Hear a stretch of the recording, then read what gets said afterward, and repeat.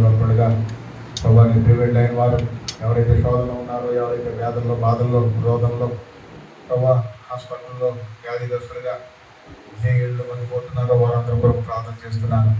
ప్రభా ఈ రోజున ప్రపంచ దేశమంతా ఈ రోజున ప్రభుని ఆరాధన జరుపుకుంటారు. అందుకొరకు నీకు వందనాలు స్తోత్రాలు. మా ఆరాధన మీద యోగ్యుడా, సుందరకు పాత్రుడా ప్రభా నీ ప్రేమిగా ఆరాధించారు. అందుకొరకు నీకు వందనాలు స్తోత్రాలు. యోగ్యమైన రీతిలో మీ వరలో పాల్గొంటూ పొందారు. మా బిడ్డలైన వారిగా కొంతమంది ఈ రోజున నీ సన్నిధికి రాలేకపోయారు.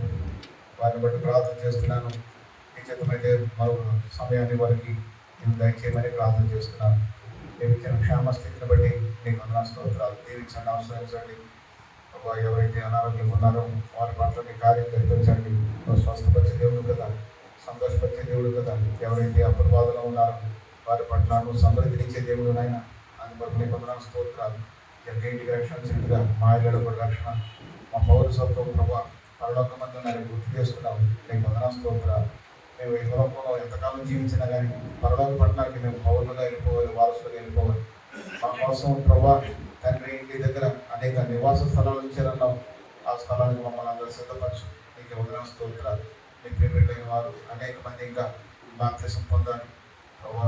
ఆయన వారి కొరకు ప్రార్థన చేస్తున్నాను, రక్షింపడాలి ప్రభా. ఇంకా రాని వాళ్ళు చాలా మంది ఉన్నారు, స్థిరంగా కొంతమంది రాలేకపోతున్నారు.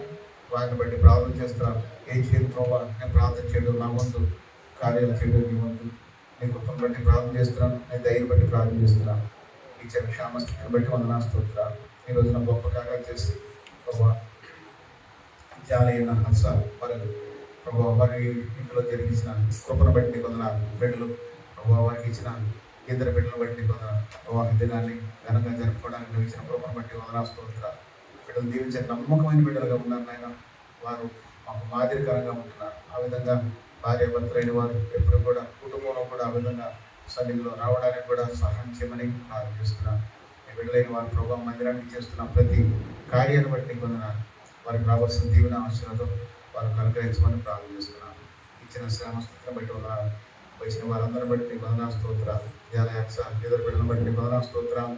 సారమ్మ తల్లి ప్రభావ అనారోగ్యంగా ఉన్నది ఒకసారి జ్ఞాపకం చేసుకో. నీ కృపను బలపరిచి స్థిరపరచమని ప్రార్థన చేస్తున్నాను. పాపను బట్టి మేరీని బట్టి ఆయన మేరీకి ఇచ్చిన బిడ్డలు ప్రసన్న వస్తారనుకున్నాం, రాలేదు. ప్రసన్నాన్ని బట్టి ఆయన అదేవిధంగా వినోదు వారి కుటుంబాన్ని బట్టి ప్రార్థన చేస్తున్నాను. ప్రభావ మరేమన్నా మయమ్మ గారిని బట్టి, మడమ్మ గారిని బట్టి, వృద్ధదేవుని బట్టి కొందనాలు. అదేవిధంగా నా తండ్రి నా ప్రభావ కిషోర్ గారిని బట్టి కొందనాలు. పాపమ్మ గారిని వాళ్ళ యజమాని ప్రభావ, అదేవిధంగా ధనేశ్వరి సిస్టర్ గారిని, జయశ్రీ సిస్టర్ గారిని ప్రభావ, అదేవిధంగా ప్రకాష్ గారి కుటుంబాన్ని ప్రభావ, అదేవిధంగా సుజనరావు తన కుటుంబాన్ని బట్టి నీకు వందనాలు స్తోత్రాలు చేయించుకున్నాము ప్రభావ. మరేమో గారు ప్రభావ శారవ తల్లి తన యజమాని కూడా జ్ఞాపకం చేసుకో. అదేవిధంగా ప్రభు పక్కన ఉన్న కుమారి గారిని బట్టి కొందనాలు. సువర్ణకర్ బట్టి రత్నాన్ని మరి ఈ రోజు రత్నం రాలేకపోయినాడు, కారణం తెలియదు. ఏదేమైనా కానీ నీ కృపను జ్ఞాపకం చేసుకో. ఆయన బిడ్డ దీవించి అవసరించిన లక్ష్మి బట్టి తన తల్లి గారిని బట్టి కొందనాలు. పొద్దు మన్నుడు బట్టి కొందనాలు స్తోత్రాలు. ఆయన నర్సపురంలో ఉన్న ప్రభావ లక్ష్మి గారి అమ్మాయిని బట్టి వదిన బిడ్డను బట్టి కొందనాలు స్తోత్రాలు. ప్రభావ మా ప్రక్కన ఉన్న వెంకటేశ్వర గారి కుటుంబాన్ని బట్టి కొందనాలు. పిచ్చిన పాలన వాళ్ళ కుటుంబాన్ని బట్టి కొందనాలు స్తోత్రాలు. దీవించని అవసరించి వాళ్ళ స్థిరపరచమని ప్రార్థిస్తాను. ఈ చెట్టును బట్టి కొందనాలు. జీవన కార్య పాపను బట్టి జీవనం మరి రాలేకపోయినాడు. ఆయన పాప కోసం జీవనం కోసం ప్రార్థన చేస్తున్న పాపను బట్టి దీవించండి. ఆబ్యాకి సుఖమైన ప్రసవం తన తల్లి గారిని బట్టి, తన తమ్ముని బట్టి ఈ కొందనాలు స్తోత్రాలు తెలియజేసుకుంటున్నాం. అదేవిధంగా ప్రభు ఆయన శ్యామును బట్టి నీ పరిచయం చేస్తుండగా బిడ్డకు రావాల్సిన దీవెన నేను ఇవ్వలేను కానీ నువ్వు ఇవ్వగలవు. పనివాడి జీతాన్ని పాత్రుడని ఆయన తన కొరకు నువ్వు ఏదైతే జీతం దాచి ఉంచావో ఆ జీతానికి తను వాల్సింది కాబట్టి తగిన కాలం మందు నీ సొంత సమయంలో ఆ బిడ్డకు దయచేయమని ప్రార్థన చేస్తున్నాను. వివాహం కోసం, ఉద్యోగం కోసం కూడా ప్రార్థిస్తున్నాను. సహాయం చేయి. రాజును బట్టి నీ వందనాలు. ఆ బిడ్డను దీవించడం ఆశ్రయించి నీ సన్నిధిలో ఎంతో వెన్నుముకగా ఉంటూ వారు చేస్తున్న ప్రయాసం బట్టి నీ వందనాలు.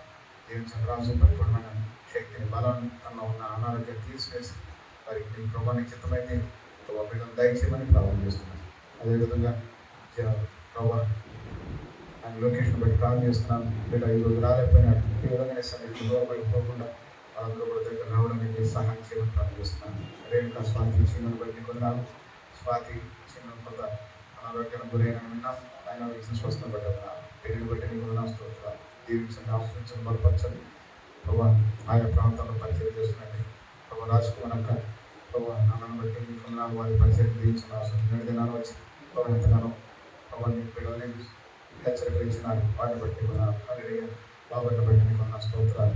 ఆశ్రయ వ్యక్తిగత సంఘాన్ని బట్టి నీకు వందనాలు. ప్రవర్తనలో రుచికర సంఘాన్ని బట్టి నీకు వందనాలు, స్తోత్రాలు. అదేవిధంగా ప్రభావ నీ సేవకురాలు తన కుమారి గారి సంఘాన్ని బట్టి నీకు వందనాలు. దేవుని పరిచయం చేస్తున్న రాజు వారి సంఘాన్ని బట్టి, మోయిస్ గారి సంఘాన్ని బట్టి, అదేవిధంగా కలమైన పరిచయాన్ని బట్టి, జోసఫ్ గారిని బట్టి వందనాలు. నాన్నగారిని కూడా జ్ఞాపకం చేసుకో. నాన్నకి పట్టుకున్న శక్తిని బలాన్ని అనుగ్రహించు. నన్ను నేను చేతికి అప్పు తీసుకున్నా సహాయం చేయి. స్వర్ణాన్ని బట్టి స్వర్ణానికి బాగలేదు విన్నాం. ఆయన తనకున్న అస్వస్థతను తీసివేసి స్వస్థపరిచి బలపరిచి ఆయన భార్య భర్తల సమాధానం, శాంతిని సమాధానం దయచేయమని. అదేవిధంగా జన్ని విన్ని బట్టి తాతగారిని బట్టి ప్రార్థన చేస్తున్నాను. శోభను బట్టి శ్యామను బట్టి వదనా స్తోత్రాలు. చేసి జాయి షైని బట్టి వదనా స్తోత్రాలు. మీ అవసరాలు నన్ను కూడా జ్ఞాపకం చేసి మా చుట్టుపక్కల ఉన్న వారందరూ బట్టి పేరు పేరున దీవించ అవసరం.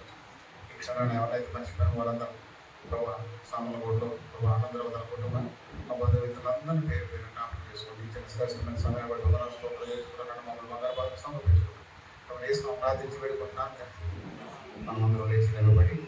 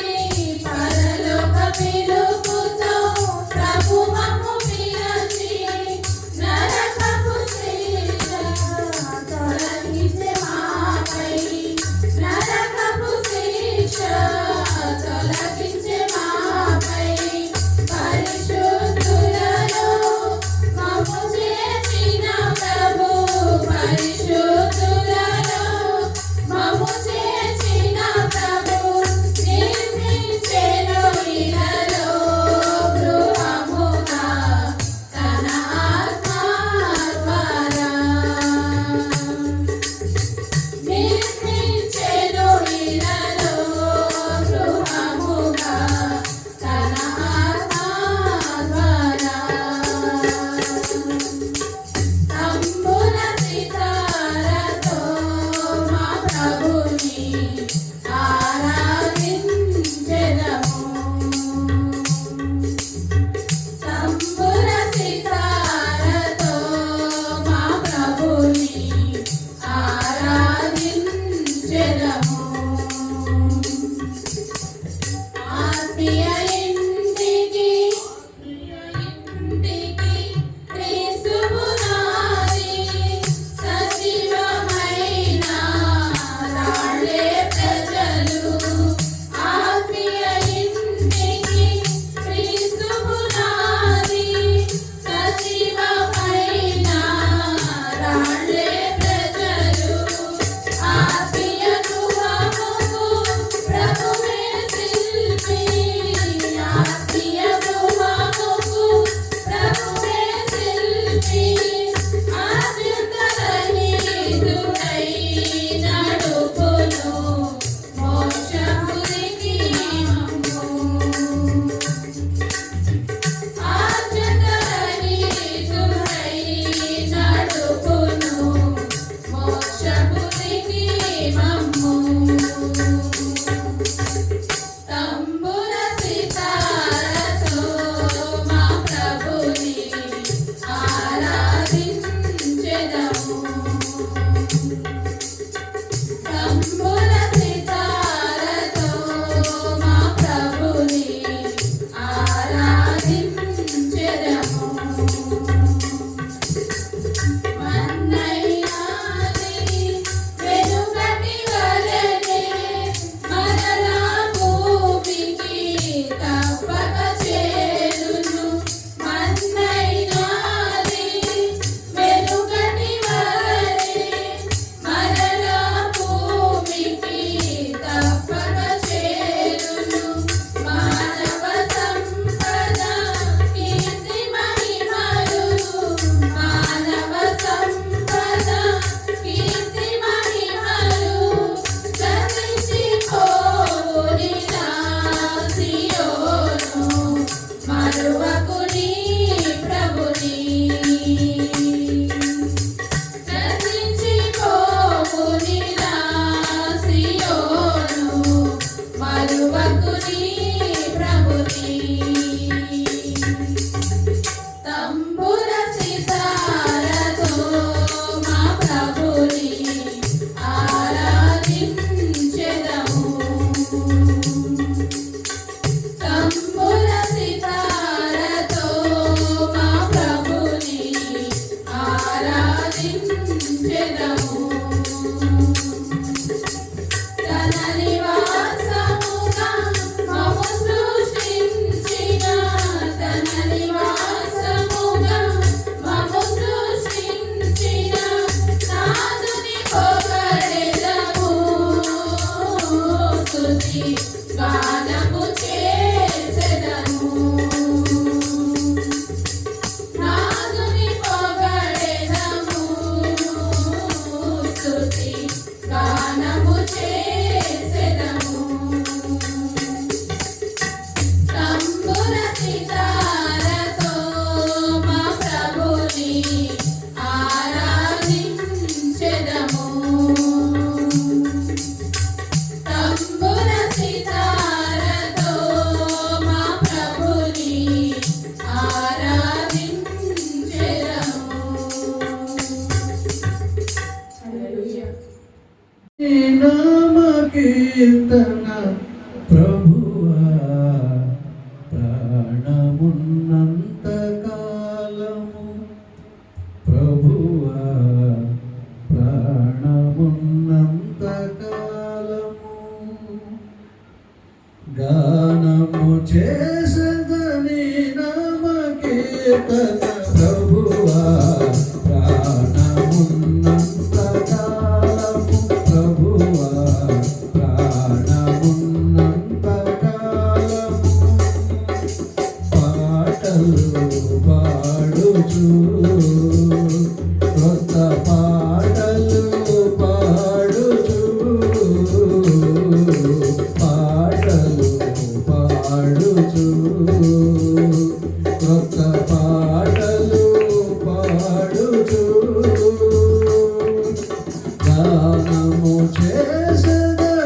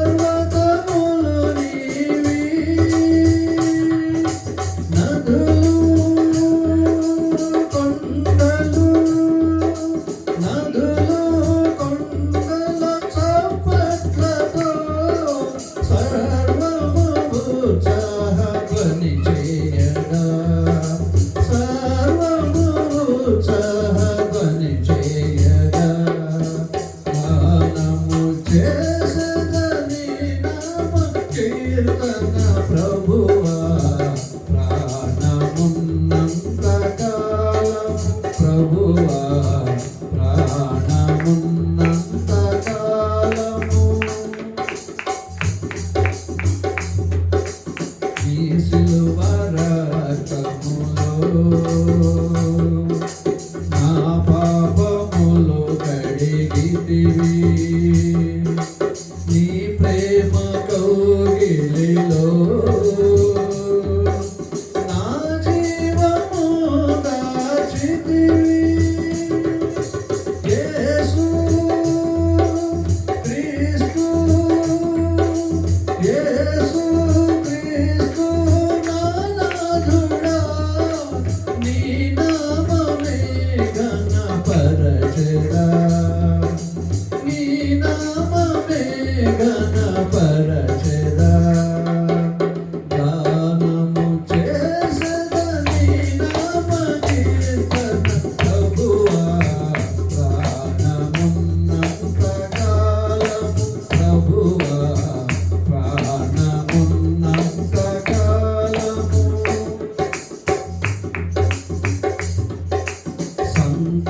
సంతోషగానము చేయుచు స్వరమండలముతో పాడుచు తంబురనాదముతో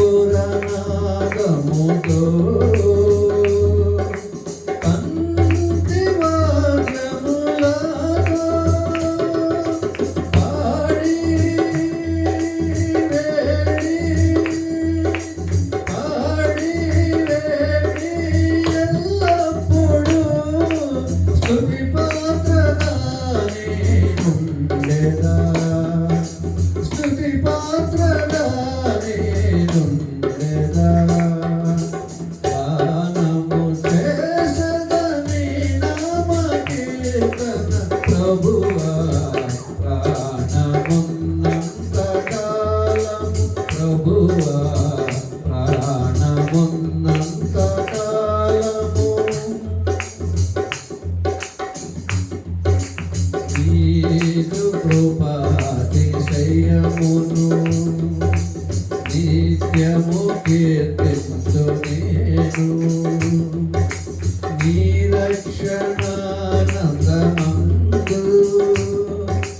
నీ సన్నిధిని నేనుందు నీతి న్యాయము నీతి న్యాయము వినయముతో నీ నామకై వేచి ఉండెదా నీ నామకై వేచి ఉండెదా గానము చేసెద నీ నామ కీర్తన ప్రభువా ప్రాణమున్నంత కాలము ప్రభువా ప్రాణమున్నంత కాలము పాటలు పాడుచు క్రొత్త పాటలు పాడుచు పాటలు పాడుచు క్రొత్త పాటలు పాడుచు గానము చేసెద నీ నామ కీర్తన ప్రభువా ప్రాణమున్నంత కాలము ప్రభువా ప్రాణమున్నంత కాలము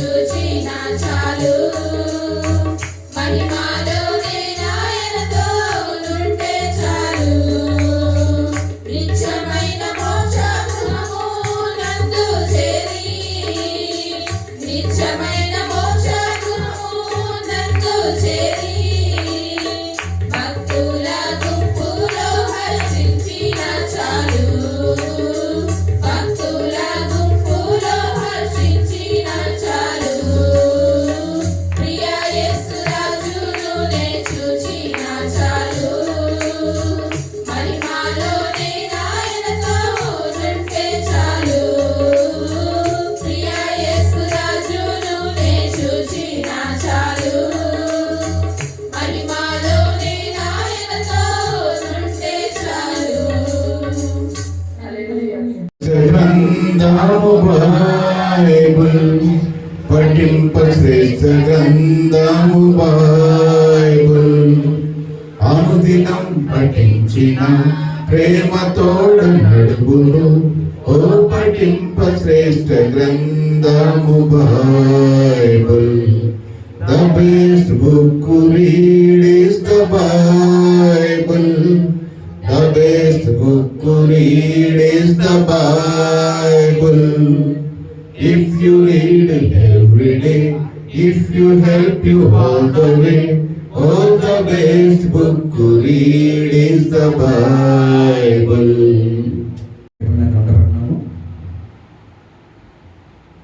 దావిదాసుకి 49 కీర్తన మొదటి నుంచి మార్చి చదువుకున్నాము.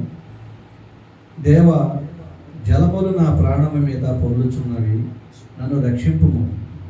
విలువనీయని అగాధమైన బహుభూమిలో నేను దిగిపోతున్నాను. అగాధ జలములలో నేను దిగబడి ఉన్నాను. వరదలు నన్ను ముంచివేయుచున్నవి. నేను మొర్రపెట్టుట చేత అలసి ఉన్నాను, నా గొంతుక ఎండిపోయెను. నా దేవుని కొరకు కనిపెట్టుట చేత నా కన్నులు క్షీణించిపోయెను.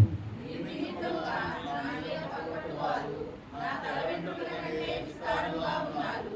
అబద్ధమును బట్టి నాకు శత్రువులై నన్ను సంహరింపగోరువారు అనే దిగులు నేను దోచుకొని వానిని నేను ఇచ్చుకొనవలసి వచ్చెను. దేవా, నా బుద్ధిహీనత నీకు తెలిసే ఉన్నది, నా అపరాధములు నీకు మరుగైనవి కావు. ప్రభువా, సైన్యముల అధిపతియగు యెహోవా, నీ కొరకు కనిపెట్టుకొని వారికి నా వలన స్థితి కలుగనీయము. ఇశ్రాయేలు దేవా, నిన్ను వెతుకువారిని నా వలన అవమానము నొందనీయకుము. నీ నిమిత్తము నేను నిందనొందిన వాడనైతిని, నీ నిమిత్తము సిగ్గు నా ముఖమును కప్పెను. నా సహోదరులకు నేను అన్యాయుడిని, నా తల్లి కుమారులకు పరుడనైతిని. నీ ఇంటిని గూర్చిన ఆసక్తి నన్ను భక్షించి ఉన్నది, నిన్ను నిందించిన వారి నిందలు నా మీద పడి ఉన్నవి. ఉపవాసం నుండి నేను కన్నీరు విడవగా అది నాకు నిందాస్పదమాయెను. నేను గోనె పట్ట వస్త్రముగా కట్టుకున్నప్పుడు వారికి హాస్యాస్పదమైనది. భూమిలో కూర్చున్నవారు నన్ను గూర్చి మాట్లాడుకొందురు. త్రాగుబోతులు నన్ను గూర్చి పాటలు పాడుదురు. యెహోవా, అనుకూల సమయమున నేను నిన్ను ప్రార్థించుచున్నాను. దేవా, నీ కృపా బాహుళ్యమును బట్టి, నీ రక్షణ సత్యమును బట్టి నా పుత్రమిమ్ము. నీ ఇంటిని గూర్చిన ఆసక్తి నన్ను భక్షించి ఉన్నది, నిన్ను నిందించిన వారి నిందలు నా మీద పడి ఉన్నవి. దేవుడి వాక్కు. యెహోషువ ఆ. 24వ అధ్యాయం 15వ వచనం. ఓకే, నేనును నా ఇంటి వారు, ఇది చాలా పెద్ద వచనము, 24-15 వచనం. కానీ ఆ క్యాలెండర్ చివరి భాగముగా నేనును నా ఇంటి వారును యెహోవాను సేవించెదము అన్న వాక్యాన్ని ఆధారం చేసుకొని ఈ రోజున మనము ఆరాధన వర్తమానంలోను బల్ల వర్తమానంలోను దేవుడు దీవించులాగిన ప్రార్థనాపూర్వకంగా ఈ వర్తమానాన్ని మనం విందాం. ఇది యెహోషువ పలుకుతున్న మాట. ఇజ్రాయెల్ మీద ఇజ్రాయెల్ ప్రజలు విసుగెత్తించినప్పుడు, చెప్పిన మాట వినకపోయినప్పుడు, మీరు ఎలాగున్నా కానీ ఎన్ని శోధల నుంచి దేవుడు మనల్ని బ్రతికించాడు, ఎన్ని వేదల నుంచి దేవుడు మనల్ని తప్పించాడు, ఎన్ని ఇబ్బందుల నుంచి, ఎన్ని ఇరుకుల నుంచి, ఎన్ని వ్యాధుల నుంచి మనల్ని బ్రతికించాడు దేవుడు. కాబట్టి మనము దేవుని స్తుతించాలి అన్నప్పుడు, దేవుని ఆరాధించే సమయంలో, దేవుని స్తుతించే సమయంలో కొన్ని మనకి ఇబ్బందులు వస్తూ ఉంటాయి.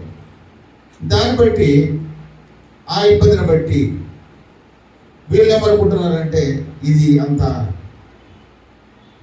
సమంజసంగా లేదు, మన ఇష్టానుసారంగా మన దేవతలు మనం పూజ చేసుకుందామని వెళ్ళిపోతూ ఉన్నారు. ఆ సమయంలో యెహోషువ అంటాడు కదా, మీరు ఎవరిని సేవింప కోరినను నేనును నా ఇంటి వారును యెహోవాను సేవించదము. దీంట్లో 3 భాగాలుగా చెప్పాలంటే నేనును నా ఇంటి వారును యెహోవాను సేవించదము అనగా ఆరాధించదము, ఆయన నామాన్ని కీర్తించదము అని చెప్తున్నాడు. దానిలో భాగంగా ఆరాధన వర్తమానంగా నేనును అన్న విషయాన్ని చూసినట్లయితే ఎవరు ఆరాధించగలరు? నేను అంటే ఆ నేనులో నువ్వు నేను ఉన్నామా? ఎవరెవరు ఉన్నాము? ఎవరు ఆరాధించగలరంటే హృదయపూర్వకంగా మన పాపాలు మన తప్పిదాలు ప్రభువుని ఒప్పుకొని, ప్రభువా నేను ఒకప్పుడు పాపిని, నన్ను రక్షించావు, పాపాల నుంచి క్షమించావు, ఈరోజు నీ దాసుడుగా నీ దాసురాలుగా లేక నీ బిడ్డగా నీ కుమార్తెగా నన్ను చేర్చుకున్నావు, అందుకు నీకు వందనాలు అన్నబడిన వారు మాత్రమే ఆరాధించగలరు. అంతేకాకుండా నిర్గమాకాండంలో 9వ అధ్యాయంలో 27, 28 వచనాలు మనం చూసినట్లయితే నిర్గమాకాండం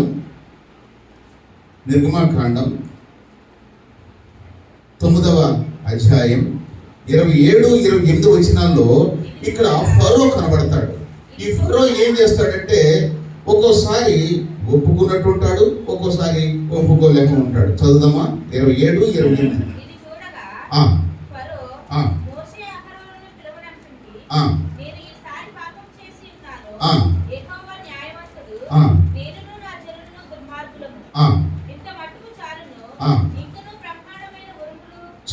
ఇక్కడ యెహోషువ ఫరో ఇది చూడగా ఫరో మోషే అహరోను పిలిపించి నేను ఈసారి పాపం చేసి ఉన్నాను. ఎవరు ఒప్పుకుంటున్నాడు? ఫరో ఒప్పుకుంటున్నాడు.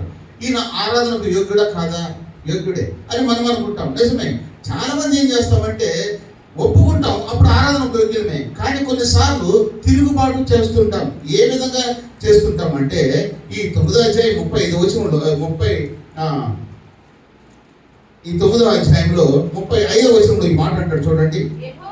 యెహోవా మోషే ద్వారా పలికినట్లు ఫరో హృదయము కఠినమాయెను. ఫరో హృదయము కఠినమాయెను. ఒక్కోసారి ఆరాధిస్తాం, ఒక్కోసారి కఠినపరుచుకుంటాం, దేవుడు ఆరాధించలేము. ఒక్కోసారి దేనిగా కఠినమైపోతుందంటే కొన్ని సమస్యలు మరి ఇబ్బందులు ఇక్కట్లు వచ్చినప్పుడు మనం అంతా ఫ్రీగా ఉండలేము. ఎవరిని బట్టి, లోకాన్ని బట్టి, బిడ్డలను బట్టి, కుటుంబాలను బట్టి, కానీ దేవుని బట్టి ఏదైనా మనం చేయించగలం. ఫరో అంటే అదే విధంగా పౌలు అంటాడు, ఈ లోకంలో ఉన్నదాన్ని నేను ఆశించగా పైనున్న వాటి వైపే వెతుకుతున్నాను. కాబట్టి మనం పైనున్న వాటిని ఎప్పుడైతే ఎదుగుతామో ఈ కింద వాటిని మనం చూడం. కొన్ని ఇబ్బందులు వచ్చినా, ఇక్కట్లు వచ్చినా, అంత పెద్ద సేవకుడైన ఆ పౌలు గారు ఆయన కంటి ఇబ్బంది వచ్చింది, కడుపు జబ్బు వచ్చింది. అలాంటప్పుడు ప్రభువా నాకు కంటి జబ్బు వచ్చింది, కడుపు జబ్బు వచ్చింది, కడుపు నొప్పులు, ఇలాంటి బాధల్లో ఉన్నాను, ఈ 2 నన్ను తీసేసినట్లయితే ఇంకా ఎక్కువగా నీ పరిచర్య చేయగలను అని అన్నట్లయితే ఆయన ఏమంటాడు? దేవుడు నా కృప నీకు, అంతేగాని తీసేస్తానని చెప్పలా. కొన్ని ఇబ్బందులు మనకు ఉంటూనే ఉంటాయి, కానీ అలాంటి సమయంలో మనం ఏం చేయాలి? దేవుని ఆరాధించాలను మానేయకూడదు, దేవుని స్తుతించాలి. అలాంటి సమయంలోనే పౌలు తన పరిచర్య ఇంకా ఎక్కువగా ఎదిగినట్టుగా మనం గ్రంథపట్న భాగంలో మనం చూస్తున్నాం. ఇబ్బందులు ఎందుకు వస్తున్నాయంటే మన పరిచర్య లేక మన భక్తి జీవితం ఎదగడానికే. మనం తల వంచుకునే స్థితిలో మనం ఉండకూడదు, ఎప్పుడు కూడా తల ఎత్తే స్థితిలో ఉంచాలి. కాబట్టి ఒకడు దీపమును వెలిగించి వాడు ఎక్కడ ఏం చేస్తాడంట? కొంచెం కింద అయినను మంచం కింద అయినను ఎక్కడు కానీ ఎత్తైన అంటే అర్థం ఏంటి? ఒకసారి వన్స్ అపాన్ టైం మనం రక్షపడిన తర్వాత మన తనలో ఏ మాత్రము దించడానికి ఎప్పుడు దించాలి? సమాధిలోకి వెళ్ళిన తర్వాత మనం దిగాలి తప్ప అప్పటి వరకు కూడా ప్రభువులోనే ఉండాలి. ఏ మాత్రం చిన్న వాటికి ఖాతరు చేయకూడదు. ఈ దేవుడు ఇచ్చినవి ఆయనే. అందుకనే యోబు గారు ఏమంటాడు? యెహోవా ఇచ్చెను, మనకు అప్పుడు యెహోవా ఇస్తాడు, ఆయనే తీరుస్తాడు. ఎందుకు వాటి మీద చూడటం? ఎందుకు బిడ్డలు కొన్ని ఇబ్బందులు పెడతారు, అయినంత మాత్రం బిడ్డలు పట్టిన ఒకళ్ళు చనిపోయారు, ఇబ్బందులు పెట్టడం కాదు. ఇక్కడ యోబు గారి బిడ్డలు చనిపోయారు. ఆయన ఏమన్నాడు? యెహోవా ఇచ్చెను, ఆయన నామముకే. ఎప్పుడైతే మనం తల దించుతామో యెహోవా నామానికి మనం తెలియని రీతిలో మనం యెహోవా మహిమను మనం పొందించిన వారం అవుతాము. కాబట్టి మనం ప్రభు సన్నిధిలోకి వచ్చిన తర్వాత ప్రభు వైపే మన ఆత్మీయ నేత్రాలు, మన నేత్రాలు. చాలా మంది ఏం చేస్తారంటే ప్రార్థన చేస్తుంటారు, చాలా మంది నిద్రపోతారు. ఏమన్నా సేవకుడు గబుక్కున ఇలా అడిగామనుకోండి, ఏంటండి నిద్రపోతున్నారంటే, లేదండి ఏం చేస్తున్నాను నేను, వాళ్ళు నిద్రపోతూనే ఉంటారు. కానీ ఏం చేస్తారు, ప్రార్థనలు అయిపోయాం, లేకపోతే దేవుళ్ళు మమేకం అయిపోయాం, ఆయన ఆత్మ కలిసిపోయాం. చేసింది ఒక తప్పు, చెప్పింది ఒక రెండు తప్పు. కాబట్టి మనం ఎప్పుడు కూడా దేవుల్లో మనం దేవుని కలిగిన వారం అయితే 2 సార్లే అంటే ప్రభులో ఎప్పుడు కూడా తలెత్తుకున్న వారంగా ఉన్నాం. సత్క్రియ చేసిన ఎడలను తల ఎలా దించుకుందువు. సత్క్రియ అంటే ఏంటి? మంచి పని. మంచి పని అంటే దేవుని ఆరాధించడానికి వచ్చాను. తల దించాల్సిన అవసరం ఏం లేదు. ప్రభు ఆయన ఇస్తాడు, ఆయన చూసుకుంటాడు. దేవుని నామానికి. ఇక్కడ జరిగిన విషయం ఏంటంటే, ఇక్కడ ఫరో ఒకప్పుడు ఏం చేశాడు, నేను పాపిని అని ఒప్పుకున్నాడు. ఎవరు ఎదురుగా? మోషే అహరోనుల ఎదురుగా పిలుచుకొని ఒప్పుకొని ఇప్పుడు ఆయన ఆరాధనకి యోగ్యుడయ్యాడు. ఎందుకని మోషే అహరోనులకు ఎదురుగా అంటే వాళ్ళిద్దరు ఎవరు? ప్రవక్తలు, దేవుని బిడ్డలు. దేవుని ఎదురుగా ఆయన చేసిన వారిని అయ్యా నన్ను క్షమించు అని ఫరో అంతటి వాడే ఒప్పుకున్నాడు.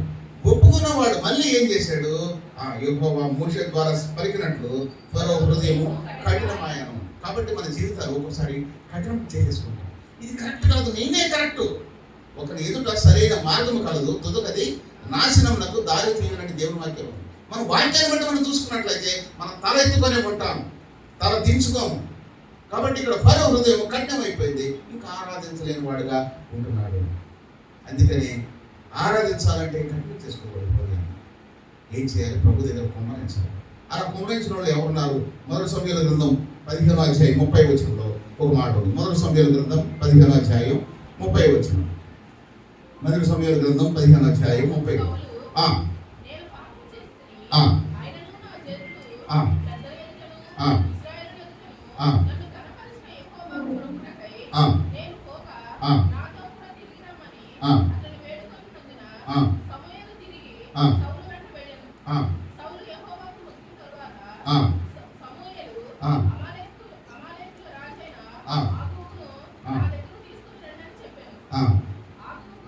ఇక్కడ 30వ తారీఖున 30వ వచనంలో ఒకటే ఒక మాట అన్నాడు, అందుకు సౌలు నేను పాపము చేసేదని. ఈయన కూడా ఆరాధనకు యోగ్యుడు. ఎప్పుడైతే మనం ఒప్పుకుంటామో అప్పుడు ఏమవుతామంటే మనం ఆరాధనకు యోగ్యుడు.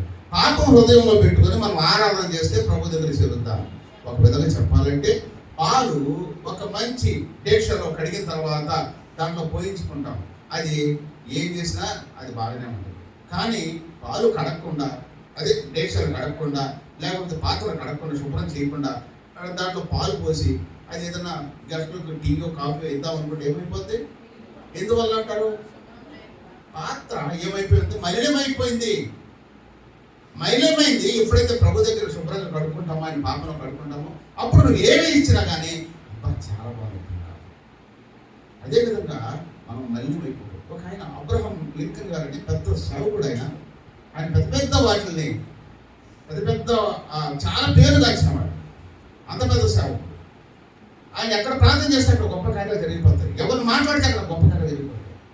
ఒకరు అన్నారంట, ఒక ప్రపంచ ప్రఖ్యాతిగాంచిన ఒక సినిమా హీరోయిన్ అమెరికాలో ఉందట. ఆమె మీరు మార్చగలరంటే ప్రభు చిత్తం నాదేముంది అన్నాడు. ఒకసారి ఆమె ప్రార్థన చేయండి, మేము నమ్ముతాం ఆమె మారితే. ఆమె అసలే ప్రపంచ ప్రఖ్యాతిగాంచిన ఆ ఇంటికి వెళ్ళాడంట. ఎందుకు? ప్రభు నన్ను ప్రార్థన చేశాడు, కొంతకాలం వెళ్ళమన్నాడు. వెళ్ళాడు. వెళ్ళిన తర్వాత మిమ్మల్ని చాలాసార్లు టీవీలో అట్లా చూస్తూ ఉంటాను, మీరు చాలా అబ్రహాం లింకన్ గారు మీకు పెద్ద దైవజనులని పేరు విన్నాను. అవునా, దేవుడు నన్ను ప్రార్థన చేయమని దగ్గర పంపించాడు, అందుకని వచ్చాను. సరే, ఆయన కూర్చోబెట్టి ఆమె కాఫీ తీసుకొచ్చి, మనం ఎంత తాగుతాం, మనం పెద్దగా తాగుతాం. కాఫీ తీసుకొచ్చి పెద్ద గ్లాసులు ఇచ్చి తాగుతూ ఉండగా ఆయన అన్నాడు అంటే ఏమిటో, అమ్మ ప్రభు నమ్ముకున్నావు అంటే నమ్ముకున్నాను. ఎలా నమ్ముకున్నావు? సొంత రక్షకుడిగా అంగీకరించావా? ఏదో కొద్దిగా నమ్ముకున్నాను. మరి ప్రభు పని నువ్వు ఎందుకు చేయట్లేదు? దీన్ని సినిమా పనులు చేస్తున్నా, నీకు కావాల్సినంత వచ్చేసింది కదా, ఇంకెదుగమ్మా అంటే ఇంకా నేను చేయాల్సినవి చాలా ఉన్నాయండి. ఆ తర్వాత అప్పుడు నేను దేవుని పరిచర్యలోకి నేను వస్తాను అని చెప్పేసి సరేనమ్మా ఇదిగో అని ఆ తాగుతున్న ఆ కప్పు లేదు ఆ పాత్ర ఆమె తెచ్చి ఆమె తాగుతున్నాడు.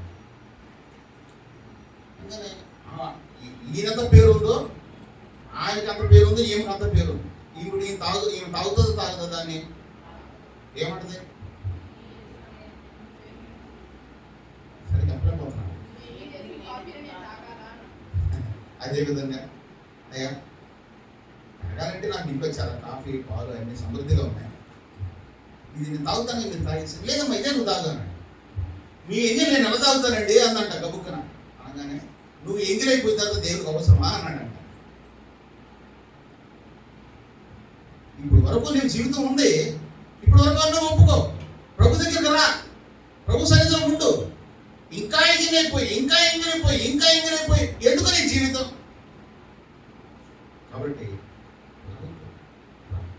చూసావా, నేను సగం తాగిస్తేనే వద్దన్నవే, నీ పూర్తి జీవితం ఎంగిలైపోయిన తర్వాత ప్రభు నేను ఒప్పుకుంటాడు. ఆ తర్వాత నువ్వు ఏం చేస్తావు ఒప్పుకున్నా కానీ అనగానే వెంటనే మోకరించి స్వస్తి దేవుడు పంపిస్తేనే మీరు వచ్చారు. ఇలాంటి మాట నాతో ఎవరు మాట్లాడలేదంత ధైర్యం చేయలేదు. కాబట్టి దైవ సేవకుని మాట మనం తప్పకుండా ఆ యొక్క ప్రదేశం నుంచి చెప్తున్నప్పుడు అది దేవుని మాటగా మనం భావించాలి తప్ప ఒక మనిషిగా మాటగా మనం భావించకూడదు. ఎప్పుడైతే నువ్వు ఆ విధంగా ఆ మాటను మనం తీసుకుంటామో హృదయంలో పదులుగా నీ హృదయంలో పని చేసుకుంటా వెళ్ళిపోతుంది. ఓకే, వాటి భాగంలో వెళ్ళిపోతాం. ఇక్కడ జరిగిన విషయం ఏంటంటే, ఇక్కడ నేను పాపం చేసింది అని ఒప్పుకున్నాడు. ఒప్పుకున్న తర్వాత ఇదే ఏ అధ్యాయంలో అన్నాడో దేవుడు చెప్పిన మాటను వెంటనే ఈయన తృణీకరించేవాడుగా ఉంటున్నాడు. అది కూడా చూద్దాం. ఈ 35వ వచనంలో ఏమన్నాడు? ఈ 15 మొదటి సమూయేలు గ్రంథం 15వ అధ్యాయం 35వ వచనం చూద్దాం ఒకసారి.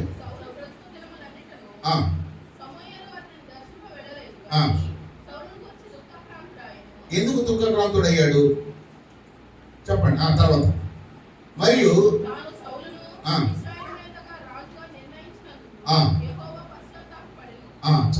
ఇక్కడ యెహోవా పశ్చాత్తాప పడాల్సిన అవసరము అగత్యము ఏర్పడింది. దానికి కారణం ఏంటంటే ఈ సమయంలో ఈ సౌలు గురించి ఈ సౌలు దేవుని మాట ధిక్కరించేవాడుగా ఉన్నాడు. ఇక్కడ మనం చూసినట్లయితే ఈ మొదటి సమూయేలు గ్రంథం 15వ అధ్యాయంలో ఒక మాట చెప్తాడు. ఏం చెప్తాడు? 5వ వచనం చూస్తే, కాబట్టి నువ్వు పోయి కనికరింపక అమాలేకీయులను హతము చేయొచ్చు, పురుషులనేమి, స్త్రీలనేమి, బాలులనేమి, పసిపిల్లలనేమి, ఎద్దులనేమి, గొర్రెలనేమి, ఒంటెలనేమి, గాతబొమ్మలనేమి అన్నిటినీ హతము చేసి వారి కలిగినంత బొత్తిగా పాడు చేసి అమాలేకీయులను నిర్మూలన చేయమని చెప్పాను. ఎవరు చెప్పారు మాట? దేవుడే చెప్పాడు, యెహోవా దేవుడే చెప్పాడు. కానీ ఈయన పాపం చేశానంటున్నాడు కానీ చెప్పిన మాట వినట్లేదు. ఏమని వినట్లేదు అన్నట్లయితే 8వ వచనం మనం చూస్తే, అమాలేకుల రాజు అయిన అగాగును ప్రాణంతో పట్టుకుని జనులందరినీ కత్తి చేత చూసండి. ఇక్కడేమో అమాలేకులను చంపేమంటే ఆ ప్రజలందరినీ చంపేశాడు కానీ రాజును మాత్రం పట్టుకున్నాడు. ఎందుకని? ఆ రాజు దగ్గర ఏముంటాయి? విలువైన సామాన్లు, వస్త్రాలు ఉంటాయి, విలువైనవి ఉంటాయి, వజ్రాలు ఉంటాయి, వైడూర్యాలు ఉంటాయి. కాబట్టి ప్రజలందరినీ చంపేశాడు. ఇప్పుడు సౌలు దేన్ని ఆశించాడంటే తెలియకుండానే తనలో ఒక జీవితంలో ఒక ఆశ వచ్చేసింది. ఏం ఆశ? ఎవరిని పట్టుకుంటే నేను బతికించాను కాబట్టి నువ్వు నాకేమి ఇస్తావు, ఇప్పుడు దాచినవన్నీ గుప్త నగలన్నీ కూడా బయటకు వస్తాయి, వీటిని ఆశించాడు. దేవుడు చెప్పిన మాట ఏంటి? బొత్తిగా పాడు చేసి అంటే దీనికి ఇంకో మాట చూడండి. ఈ 14వ వచనంలో అన్ని పాడు చేశాను అని దేవుని మాట వినేశాను అంటున్నాడు. కానీ 14వ వచనం చూస్తే సమయాలు అలాగైతే ఈ సమయాలు ఎవరు? ప్రవక్త. ఎవరి దగ్గరికి వెళ్ళాడు? సౌలు గారి దగ్గరికి వెళ్ళాడు. వెళ్ళి దేవుడిని చెప్పినట్టు చేశానంటున్నావు కదా, అలాగైతే సమయాలు నాకు వినపడుచున్న గొర్రెల గరుపులను, ఎట్ల రంకెలు అవి ఎక్కడయ్యా?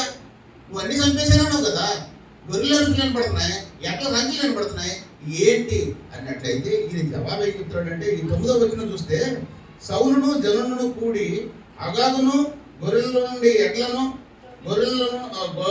ఎడ్లను క్రొవ్విన గొర్రె పిల్లలు మొదలైన వాటిలో నుంచి మంచి మంచి వాటిని నిర్మూలన చేయక కడగా నుంచి దేనిలోంచి దేవుడు ఏదైతే తీసేయమన్నాడో ఏదైతే నిర్మూలన చేయమన్నాడో దాంట్లో మంచి ఎదుగుతున్నాడు. ఎవరు? సౌలు. చెడ్డ దాంట్లోంచి మంచి మనం ఏం ఎదగలం? తీసేయమన్నప్పుడు తీసేయాలి. హృదయంలో ఏదైతే తీసేయమన్నాడో తీసేయాలి. సగం దాచుకున్నాం అనుకో నీ హృదయం అంతా పాడదు. అదేవిధంగా ప్రాణైపోయింది. పనికిరాని నీచ పక్షులన్నింటినీ నిర్మూలన చేసి అప్పుడు యెహోవా వాక్కు సమూయేలుకు ప్రత్యక్షమై ఇలాగ సెలవించాను. కాబట్టి దేవుడు ఏమైతే చెప్పాడో ఎందుకని ఇలా చేశాడు సౌలు అన్నట్లయితే ఈ ప్రభుత్వం అయిపోయిన తర్వాత ఈ అంటాడు కదా ఇంకా చాలా ఈ తప్పుని చాలా దాన్ని ఏమంటారంటే మెరుపులు తప్పుని సరిదిద్దుకోకుండా దాన్ని ఏం చేస్తారంటే ఇంకా కప్పెట్టుకోవడానికి చాలా మాటలు మాట్లాడుతూ ఉంటారు. చూడండి, అందుకు సౌలు 15 వచ్చిన అందుకు సౌలు అమాలేకుల నుండి జనులు వీడిని తీసుకొని వచ్చింది.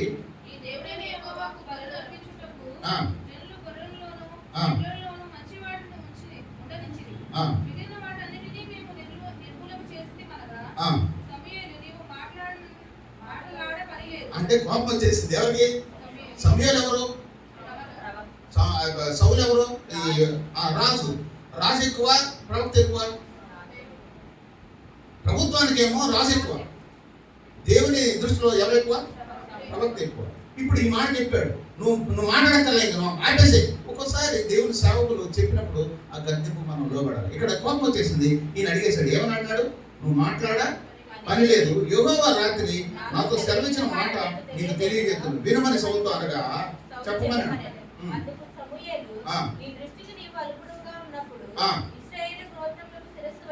చూసావా, ఒకప్పుడు ఎలాంటి సౌలు అల్పుడు, ఇప్పుడు ఏమయ్యాడు? ఇశ్రాయేలు గోత్రానికి శిరస్సు అయిపోయావు. అలాగా తయారు చేస్తే ఈ రోజు దేవుని మాటలను ధిక్కరించావు. ఒకవేళ ఆస్తులు మొత్తం తగలబెట్టామన్నాడు, ఒకవేళ తగలబెట్టేస్తే దేవుడు నీకు ఇవ్వడా? లేదు లేదు, నాది నాకే కావాలి, దేవుడు నాకెక్కడ ఇస్తాడు? వచ్చిన అవకాశాన్ని మనం ఎందుకు బాగు చేసుకోవాలి అని ఆలోచిస్తున్నాడు సౌలు. కానీ ఇక్కడ మాట అలా చెప్పాడు. తర్వాత 22వ వచనం, అందుకు సమూయేలు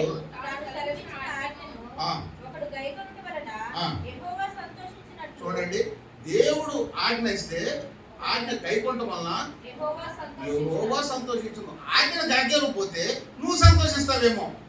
దేవుడు చెప్పినట్లు పెట్టే దేవుడు సంతోషిస్తాడు.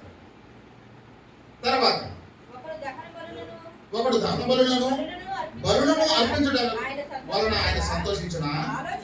ఆలోచించుము. బలులు అర్పించుట కంటే ఆజ్ఞను గైకొనుటయు పొట్టేలు కొవ్వు అర్పించుట కంటే మాట వినుటయు శ్రేష్టము. దేవుని నామ స్తోత్రం కలుగునుగా. కాబట్టి దేవుని మాట, అది దేవుని సేవకుల నుంచి వచ్చే మాట, అది ఎలాంటిదైనా కానీ శ్రేష్టం. ఈ బలులు, ఈ ఆస్తులు, అంతస్తులు అవన్నీ లోకంలో సమస్యపోతాయి, ఉండిపోతాయి, ఉడిగిపోతాయి. వాటిపై మనం చూడగానే శ్రేష్టమైన దేవుని మాటలు మనం వినేవారుగా ఉండాలి. ఇది దేవుడు చెప్పిన మాట. ఇప్పటికే నా సమయం అయిపోయింది. ఇంకొక 2 నిమిషాలు నేను వాక్యాన్ని ముగించేస్తాను. ఎందుకంటే మన ఆరాధన సమయం 20-25 నిమిషాలు. అంతేకాకుండా ఇప్పుడు ఈయన చెప్పాడు కానీ ఎవరు ఒప్పుకున్నాడు కానీ వాటిని మాత్రం విడిచిపెట్టలేదు. నిజంగా మరి పాటించిన వాళ్ళు ఎవరు మనం చూద్దాం. 2వ సమూయేలు 12వ అధ్యాయం. 2వ సమూయేలు 12వ అధ్యాయం. 2వ సమూయేలు 12వ అధ్యాయం 11వ వచనం.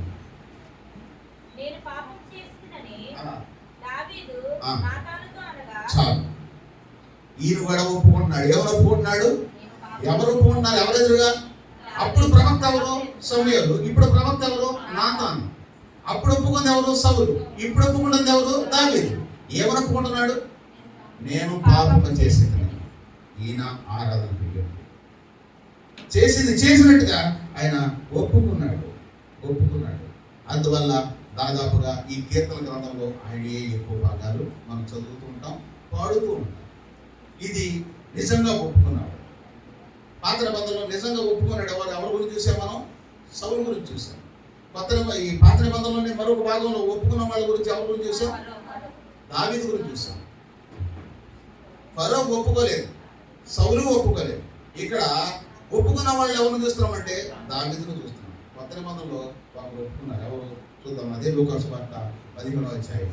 లూకాసు వార్త 15వ అధ్యాయం. లూకాసు వార్త 15:18. నేను లేచి ఆ. నా తండ్రి యొద్దకు వెళ్ళి, ఆ. తండ్రి, ఆ. నేను పరలోకమునకు విరోధముగాను ఆ. నీ ఎదుటను పాపం చేసితిని. ఇక్కడ ఎవరు ఒప్పుకుంటున్నారు? తప్పిపోయిన కుమారుడు ఒప్పుకుంటున్నాడు. తప్పిపోయిన కుమారుడు ఒప్పుకున్నారు. ఎవరు ఒప్పుకున్నాడు? ఇందాక దావీదు ఒప్పుకున్నాడు. నిజంగా ఒప్పుకున్న వాళ్ళే ఇద్దరు. నిజంగా ఒప్పుకున్న వాళ్ళు ఇద్దరు చెప్పాం. ఫస్ట్ ఒప్పుకున్న వాళ్ళు ఎవరెవరు? ఫరో ఒకడు, తర్వాత సౌలు ఒకడు. ఒప్పుకున్న వాళ్ళు ఎవరెవరు చూసాం? దావీదును చూసాం, తర్వాత తప్పిపోయిన కుమారుడు చూసాం. ఇప్పుడు ఏమంటున్నాడంటే, ఏమంటున్నాడు చెప్పండి? ఆయన ఏం చదువుతున్నాడు? నేను లేచి నా తండ్రి యొద్దకు వెళ్ళి, నా తండ్రి యొద్దకు వెళ్ళి, తండ్రి నేను పరలోకమునకు విరోధముగాను ఆ. నీ ఎదుటను పాపము చేసితిని. చాలు. ఇది ఒప్పుకోవడం.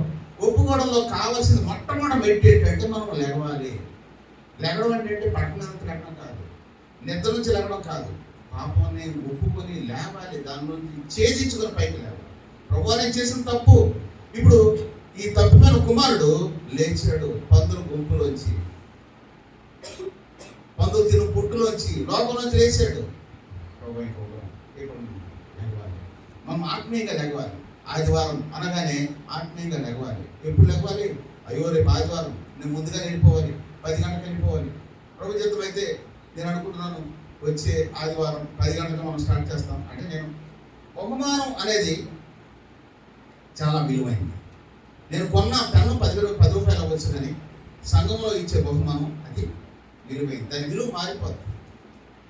నేను అందుకనే ఫస్ట్, సెకండ్, థర్డ్ ప్రైజులు ఇద్దాం అనుకుంటున్నాను. ఎందుకంటే మొట్టమొదటిసారిగా దేవుని మందిరంలోకి ఎవరు అడుగు సాము కొట్టేస్తాడు, అది వేరే విషయం. ఇక నుంచి అది 10 రూపాయలు అవ్వచ్చు, లేకపోతే 5 రూపాయలు అవ్వచ్చు. దేవుని సన్నిధిలో ఇచ్చేది బహుమానం. బహుమానాన్ని మనం అడగట్లేదు. ఎవరు ముందు వస్తారో ఫస్ట్, సెకండ్, థర్డ్ ప్రైజ్. తర్వాత ఆరాధన అయిపోయేలోపు మళ్ళీ ఇంకో ప్రైజ్ ఇద్దాం అనుకుంటున్నాను. లాస్ట్ ఎవరు వచ్చారో వాళ్ళు కూడా ఏ ప్రైజ్ తీసుకుంటారో మీ ఇష్టం. అది కూడా ఆ ప్రైజ్ కూడా ఇస్తాను. అది కూడా బహుమానమే కదా. కానీ దేని బట్టి ఇచ్చారన్న మాట కూడా వస్తుంది. సర్టిఫికేట్లు ఉండదు దేని బట్టి ఇచ్చారు. కాబట్టి అలా కాకుండా ఇక్కడ మనం చెప్పేది అంటే, ఇప్పుడు తప్పిపోయిన కుమారుడు కూడా ఒప్పుకున్నాడు. ఒకప్పుడు తండ్రి మాటను తృణీకరించాడు. మనము కూడా అందరము తృణీకరించిన వారమే కాకుండా ప్రభు తృణీకరించిన ఆయన తండ్రి గుర్తొచ్చాడు. మనం కూడా ఎన్నోసార్లు ప్రభువుని మనం గుర్తిస్తాం. ఎన్నోసార్లు దేవుడు మనకి ఈ కార్యం, గొప్ప కార్యం చేశాడు కదా.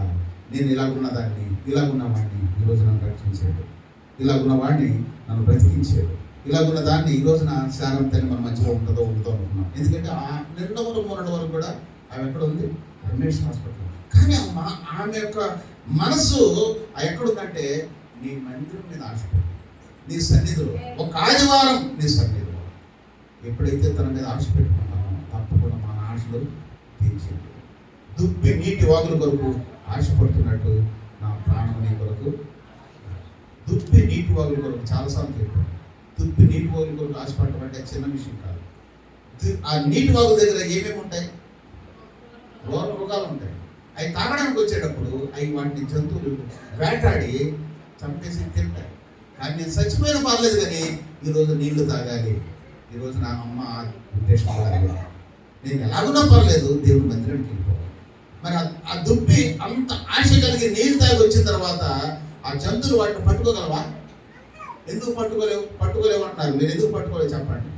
దాని ఆశ కోరిక తీర్చేసుకుంది, దాహం తీరిపోయింది, అలసట తీరిపోయింది. దుప్పి ఆ స్పీడ్ వచ్చి 120 కిలోమీటర్లు చెప్పాను. పులి దాని చిన్న పులి దాని స్పీడ్ వచ్చి 100 కిలోమీటర్లు చెప్పాను. మరి ఇక్కడ ఎక్కడ దొరుకుతుంది దుప్పి? దొరకదు.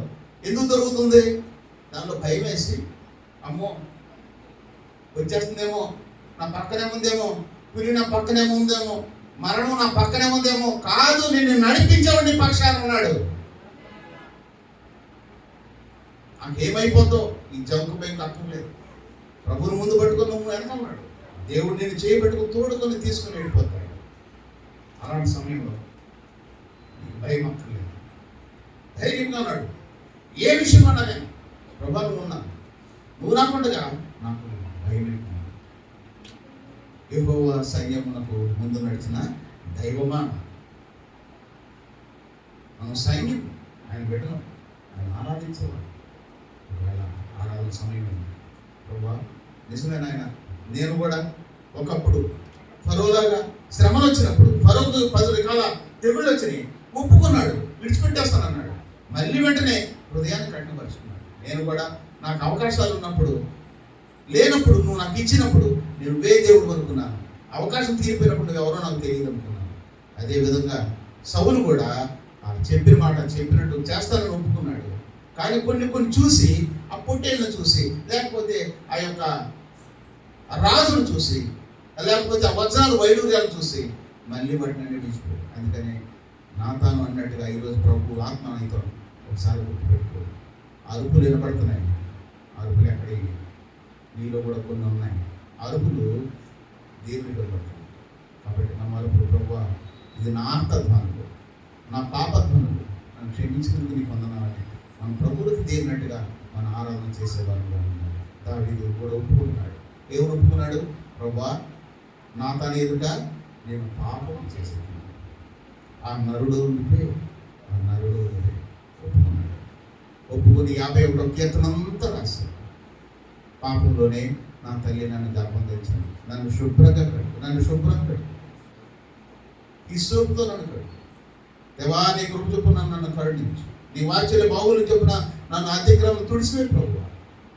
ఆయన రాజు సింహాసనం మీద కూర్చున్నా కానీ ఆ పాత స్థితిని మాత్రం మర్చిపోకుండా ఎప్పుడు తన తప్పును తను ఒప్పుకున్నవాడుగా ఉన్నాడు. అదేవిధంగా తండ్రి యొక్క ఇంటి నుంచి వెళ్ళిపోయిన, తృణీకరించిన ఆ తప్పిపోయిన కుమారుడు తండ్రి సన్నిధికి వచ్చాడు. అక్కడ అల్లాడిపోయాడు. కడుపు మీద కూర్చుని పెట్టింది. ఈరోజు నీవు నేను క్షేమంగా ఉన్నామంటే కారణం క్షేమస్తుంది. ఆరాధించకుండా ఎలా ఉండగలం, ఆయన పూజించకుండా ఎలా ఉండగలం? ఈరోజు ప్రభుదినం ఆయన ఆరాధించేవారు ఆత్మతో సత్యంతో మనం లేచి ఒక పల్లవి శరణం పాడుకుని సర్వశక్తి మొదట మనకి ఆధారపడడానికి వదనాలు స్తోత్రాలు. ఈరోజు ఆరాధన వర్తమానంలో నువ్వు మాతో మాట్లాడిన విధానం బట్టి వందనాలు స్తోత్రాలు. నేను నా ఇంటి వారిను యెహోవాను సేవించదమని నేను నా అనుభవంలో ప్రభువా సౌలు ఎన్నోసార్లు ఆ పాపాలు క్షమించాడు దేవుడని. ప్రభువా ఇశ్రాయేలు వారిని ఎంత శ్రమ పెట్టినా కానీ ప్రభువా అని క్షమించిన దేవుడుగా మళ్ళీ తిరిగి ఆ శ్రమలు అన్నీ తీరిపోయినప్పుడు మళ్ళీ ఇశ్రాయేలు వారిని బంధించేవారుగా కఠినం చేసుకున్నాడు తన హృదయాన్ని. అదేవిధంగా మా జీవితంలో ఎన్నోసార్లు నీ మీద కఠినం చేసుకున్నాం ప్రభువా. అయినా కానీ నువ్వు మమ్మల్ని జ్ఞాపకం చేసుకొని నేను ఇచ్చిన కృపను బట్టి వందనాలు స్తోత్రాలు చెల్లించుకుంటున్నాను. సౌలు వలే ప్రభువా ఆయన నువ్వు ఇచ్చినవే కదా, గొర్రెలు మేకలు పశువులు సంపద అంతా నువ్వు ఇచ్చినవే. నువ్వంతా వాటిని అన్నింటినీ మోయాబు యొక్క ఆస్తిని అన్నింటినీ తీసివేయమని, లేక ఈ లోకం అన్నింటినీ నీ హృదయంలో తీసివేయమని నువ్వు సెలవీగా ఇంకా ఎక్కడెక్కడో దాచుకుంటున్నాం. అవి మాకు సాక్ష్యముగా ఆ యొక్క గొర్రెల అరుపుల్లాగా లేక మందల యొక్క అడుగుల్లాగా మా జీవితంలో కనబడతా ఉన్నాయి. అలనాడు సమయంలో అడిగాడు, ఈరోజు నువ్వు అడుగుతున్నావు. ఇంకా కనబడతా ఉన్నాయి. నేను నాశనం చేయమన్నా ఇంకా నీలో కనబడుతున్నాయని అడిగి నీ ప్రశ్న మాలో వేధిస్తూ ఉంది. అందుకొరకు నీకు వందనాలు స్తోత్రాలు. నిజంగా ఆరాధించేవారు ఆత్మతో సత్యంతో ఆరాధించాలి. మా హృదయంలో వేదన పెట్టుకొని అక్కడ ఆరాధించగలం. సౌలులాగా దాచుకున్నాం, ప్రభా ఫరోలాగా కఠినపరుచుకుంటున్నాం. ఆయనను నీ కృప చేత మమ్మల్ని రక్షించి దావీదు అంతలో వాడు పాపం చేసిన కానీ కుమిలిపోయాడు. నాతాను ఎదుట నేను పాపిని ఒప్పుకున్నాడు. తన పాపాన్ని ఒక అడిగి శుద్ధీకరించాడు. తప్పిపోయిన కుమారుడు తండ్రిని తృణీకరించి వెళ్ళిపోయినా కానీ ఇల్లు గుర్తొచ్చినట్టు చేశాడు. నీ తండ్రి ఇంట్లోకి వచ్చి నిన్ను ఆరాధిస్తున్నాడు. అయ్యా నీ ఎదుటను పరలోకానికి ఎదుట నేను పాపం చేశాను, నన్ను క్షమించి నీ పనివారిలో ఒకరిగా చేసుకోమని తప్పిపోయిన కుమారుడు తన మనసులో అనుకుంటుండగా నువ్వు గొప్ప కార్యాలు చేసిన దేవుడు నా కుటుంబంలో కూడా చేసిన కార్యాన్ని బట్టి నీకు వందనాలు. అవ్వా ఉదయం మన ఆరాధించడానికి వచ్చాడు. అదేవిధంగా మేము కూడా మా బిడ్డలందరూ కూడా ఆరాధించడానికి వచ్చాము. నేను ఆరాధించి వారి ఆత్మతో సత్యంతో ఆరాధించాలన్నాం కదా.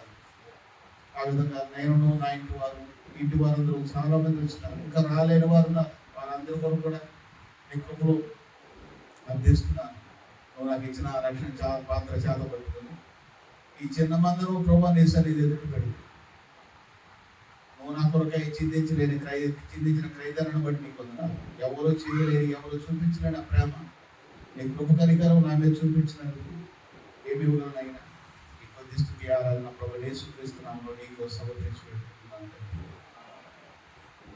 ఇంటికి నా తండ్రి ఇంటికి మాధుర్య ప్రేమ ప్రపంచము చూపించు తండ్రికి మార్గము చూపుము ఇంటికి నా తండ్రి ఇంటికి మాధుర్య ప్రేమ ప్రపంచము చూపించు తండ్రికి పాప మమతల చేత పారిపోయిన నాకు ప్రార్థించే క్షమాపణము పశ్చాత్తాపము నుండి తండ్రి క్షమ కోరుదు పంపుము క్షేమము పాప మమతల చేత పారిపోయిన నాకు ప్రార్థించే క్షమాపణము పశ్చాత్తాపము నుండి తండ్రి క్షమ కోరుదు పంపుము క్షేమము ప్రభునీదు సిలువ ముఖము చల్లని నాకు పుట్టించే ధైర్యము ప్రభునీదు సిలువ ముఖము చల్లని నాకు పుట్టించే ధైర్యము మార్గము చూపుము ఇంటికి నా తండ్రి ఇంటికి మాధుర్య ప్రేమ ప్రపంచము చూపించు కంటికి ధనమే సర్వం బనుచు సుఖమే స్వర్గం బనుచు తండ్రిని వీడిచి ధరణి భోగములెల్లా బ్రతుకు ధ్వంసము చేసి దేవానిందేరికి ధనమే సర్వం బనుచు సుఖమే స్వర్గం బనుచు తండ్రిని వీడితి ధరణి భోగములెల్లా బ్రతుకు ధ్వంసము చేసి దేవానిందేరికి దేహి అని నీ వైపు చేతులెత్తిన నాకు దారిని చూపుము దేహి అని నీ వైపు చేతులెత్తిన నాకు దారిని చూపుము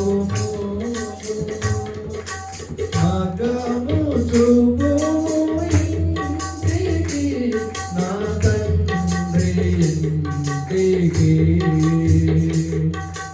మాధుర్య ప్రేమ ప్రపంచము చూపించు కంటికి. 15వ వచనం.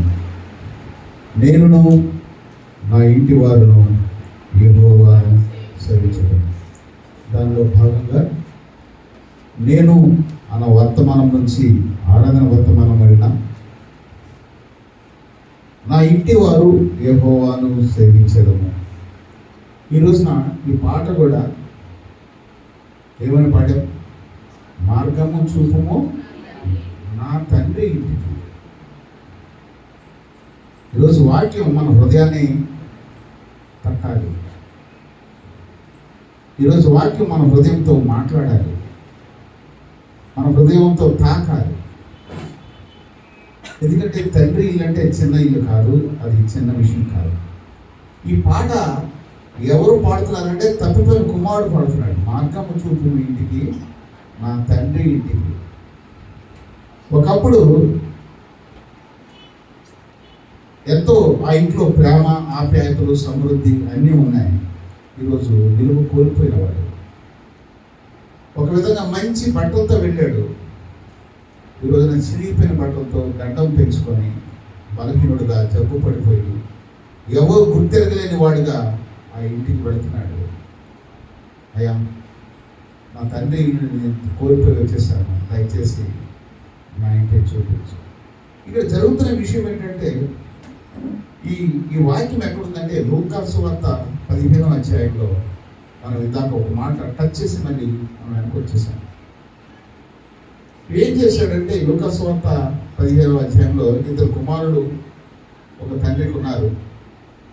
కానీ ఈ తప్పిపోయిన కుమారుడు తండ్రి దగ్గరికి వచ్చాడు. వచ్చినప్పుడు ఏమైంది అంటే ఒకప్పుడు ఈయన ఆస్తినంతరం తీసుకెళ్ళిపోయి మనందరికి తెలిసిన విషయమే. వేసుకుంటూ పాడు చేసుకున్నాడని, దుర్వ్యాపారం చేత పాడు చేసుకున్నాడని, పందుల గుంపు దగ్గర ఉన్నాడని, పందులు తినే పొట్టు తిని బ్రతుకుదామని అనుకున్నాడు. బుద్ధి వచ్చినప్పుడు తిరిగి ఆకులతో చచ్చిపోతున్న తండ్రి ఇంటికి ఇచ్చాడు. ఆ తండ్రి ఇంటికి వచ్చినప్పుడు 20వ వచనంలో ఒక మాట ఉంటుంది చూడండి. వాడు ఇంకా దూరంగా ఉన్నప్పుడు తండ్రి వాడిని చూచి కనికరపడి పరుగెత్తి వాని మెడ మీద పడి ముద్దు పెట్టుకున్నాను. చూద్దాం, ఒక విధంగా చెప్పాలంటే తండ్రి పరిగెత్తి, ఇప్పుడు యవనస్తుడైన వాడు కొంత వయసు కూడా అయిపోయింది. మరి తండ్రి ఇప్పుడు ఏ వయసులో ఉంటాడో చెప్పాలంటే ముసలి వయసులోనే ఉండొచ్చు.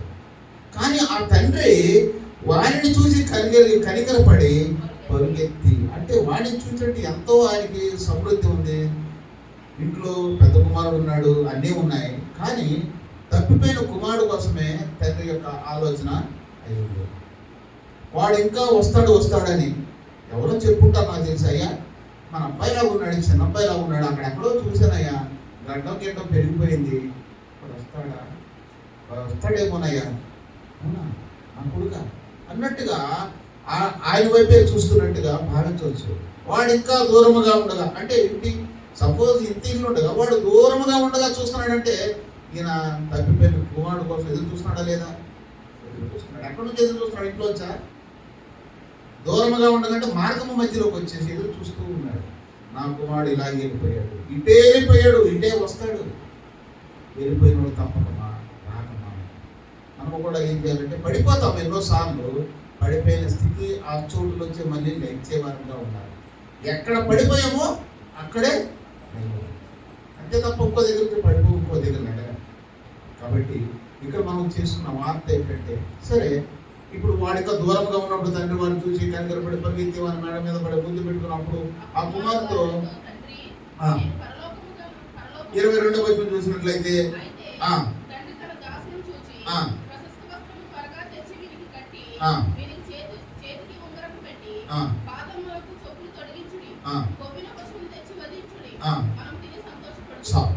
ఈ ఇంటిలో ఏముంది అంటే సంతోషం ఉంది.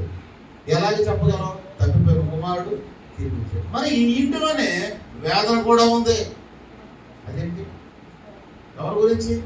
అన్న గురించి. వాడు రాలేకపోతున్నాడు, ఇంట్లోనే ఉన్నాడు, కానీ తండ్రికి సంతోషాన్ని పంచవలేని వాడిగా ఉంటున్నాడు.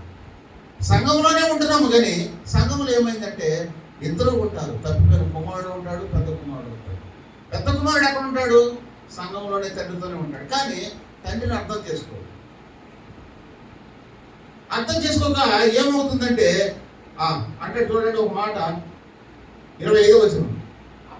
అప్పుడు అతని పెద్ద కుమారుడు పొలంలో ఉండేను. వాడు పొలం నుండి వచ్చుచూ ఇంటి దగ్గరకు రాగా వాయిద్యములను నాట్యము జరుగుట విని, అంటే ఏమాత్రం వాయిద్యాలు ఇవన్నీ కార్యక్రమాలు జరుగుతున్నాయంటే ఒక ముందు రోజు నుంచి ప్లాన్ ఉండదా? లేదు. తప్పిపోయిన కుమారుడు దొరికాడు, మొత్తానికి అందరూ తెలిసిపోతా తెలియపోతా పోనీ ఆయన ఆయన చిన్నోడా చిత్తకోడా ఆ తండ్రి బాగా నా తండ్రి అంటే అనేక మంది పనివారు కూలివాళ్ళు కలరండి. ఈయన ఎంత ధనవంతుడు తండ్రి. మరి ఆ నోట ఈ నోట అన్ని విషయాలు తెలుసుకోరా? వెంటనే అయిపోతాయా? ఇప్పుడు మన సాయంత్రం ఒక దగ్గర మనకి ఫంక్షన్ ఉంది. ఎక్కడ? జానయ్య ఎప్పుడు చెప్తున్నాడన్నా? ఏంటనేది నా సంతోషం, దేవుని బిడ్డలతో సంతోషం. అదేవిధంగా ఒక తప్పిపోయిన కుమారుడు మళ్ళీ దొరికాడన్న విషయం వెంటనే తెలియగానే ఆయన మిక్కిలి ధనవంతుడు కాబట్టి అన్ని ఏర్పాట్లు చేస్తుంటారు. ఆర్కెస్ట్రా వాళ్ళని పిలిచాడు, పాడేవాళ్ళని పిలిచాడు, సింగనందరిని పిలిచాడు. కానీ ఇంట్లో ఉన్న అన్న మాత్రం తప్పించుకొని వెళ్ళిపోతా ఉన్నాడు. ఆ సంతోషాన్ని ఆయన పాలు పొందడానికి ఇష్టపడలేదు. ఒక్కింట్లోనే ఏమున్నాయి? రెండు ఉన్నాయి. ఏమున్నాయి? ఒకటి సంతోషము, ఒకటి వేదన. ఒకటి తండ్రిని దుఃఖపెట్టి వెళ్ళిపోయాడు. కానీ ఈరోజు వస్తూ పోయిన దుఃఖానికంటే, పోయిన బాధ కంటే మరీ ఎక్కువ సంతోషాన్ని తీసుకొచ్చాడు. కానీ ఇంటిలోనే ఉన్న అన్నయ్య సంగతి చూసినట్లయితే ఏ మాత్రం కూడా తండ్రిని మాత్రం చేయలేదు. అయ్యా అంటాడు కదా, ఇది ఏమిటని పిలిచి, ఒక ఇంటోడై ఉండి బయట అడుగుతున్నాడు. దాసుల్లో ఒకటి పిలిచి ఇది ఏమిటని అడుగుతా, ఆ దాసుడు అతనితో నీ తమ్ముడు వచ్చి ఉన్నాడు, అతడు తన యొద్దకు వచ్చి సురక్షితంగా వచ్చినందుకు నీ తండ్రి సంతోషపడుతున్నాడు. ఇప్పుడు ఏంటంటే తండ్రిని సంతోషపెట్టే కుమారుడు. అయితే ఈ పెద్ద కుమారుడు ఏం చేస్తున్నాడంటే 29వ వచనం, అందుకు అతడు తన తండ్రితో, ఇదిగో ఇన్నేళ్ల నుండి నిన్ను సేవించుతూనే నీ ఆజ్ఞను ఎన్నడూ మీరలేదే, అయినను నా స్నేహితులతో. ఈ వచనం అంతట్లో నాకు ఇది బాగా పట్టుకుందండి. తప్పిపోయిన కుమారుడు అందరూ తెలుసు, కానీ తప్పిపోయిన కుమారుడు తండ్రిని సంతోషపెట్టాడు. అయితే ఈ పెద్ద కుమారుడు అయితే ఇన్నేళ్ల నుండి నిన్నే సేవించుతుందని నీ ఆజ్ఞలను ఎన్నడూ మీరలేదు, అయినను నా స్నేహితులతో సంతోషపడినట్లు నీవు నాకెన్నడూ ఒక మేక పిల్లనైనను ఇయ్యలేదు. నా స్నేహితులు, ఆ స్నేహితుల్లో తండ్రి ఉన్నాడా? ఎప్పుడు కూడా మనం సంతోషపడాలంటే ఎవరు పెట్టుకోవాలి? తండ్రిని పెట్టుకోవాలి. దేవుడు లేకుండా ఏ కార్యం ఉన్నామో చేయకూడదు. కాబట్టి ఇంట్లో ఏముంది? ఒక ఇంట్లో సంతోషం ఉంది, అదే ఇంట్లో దుఃఖం ఉంది.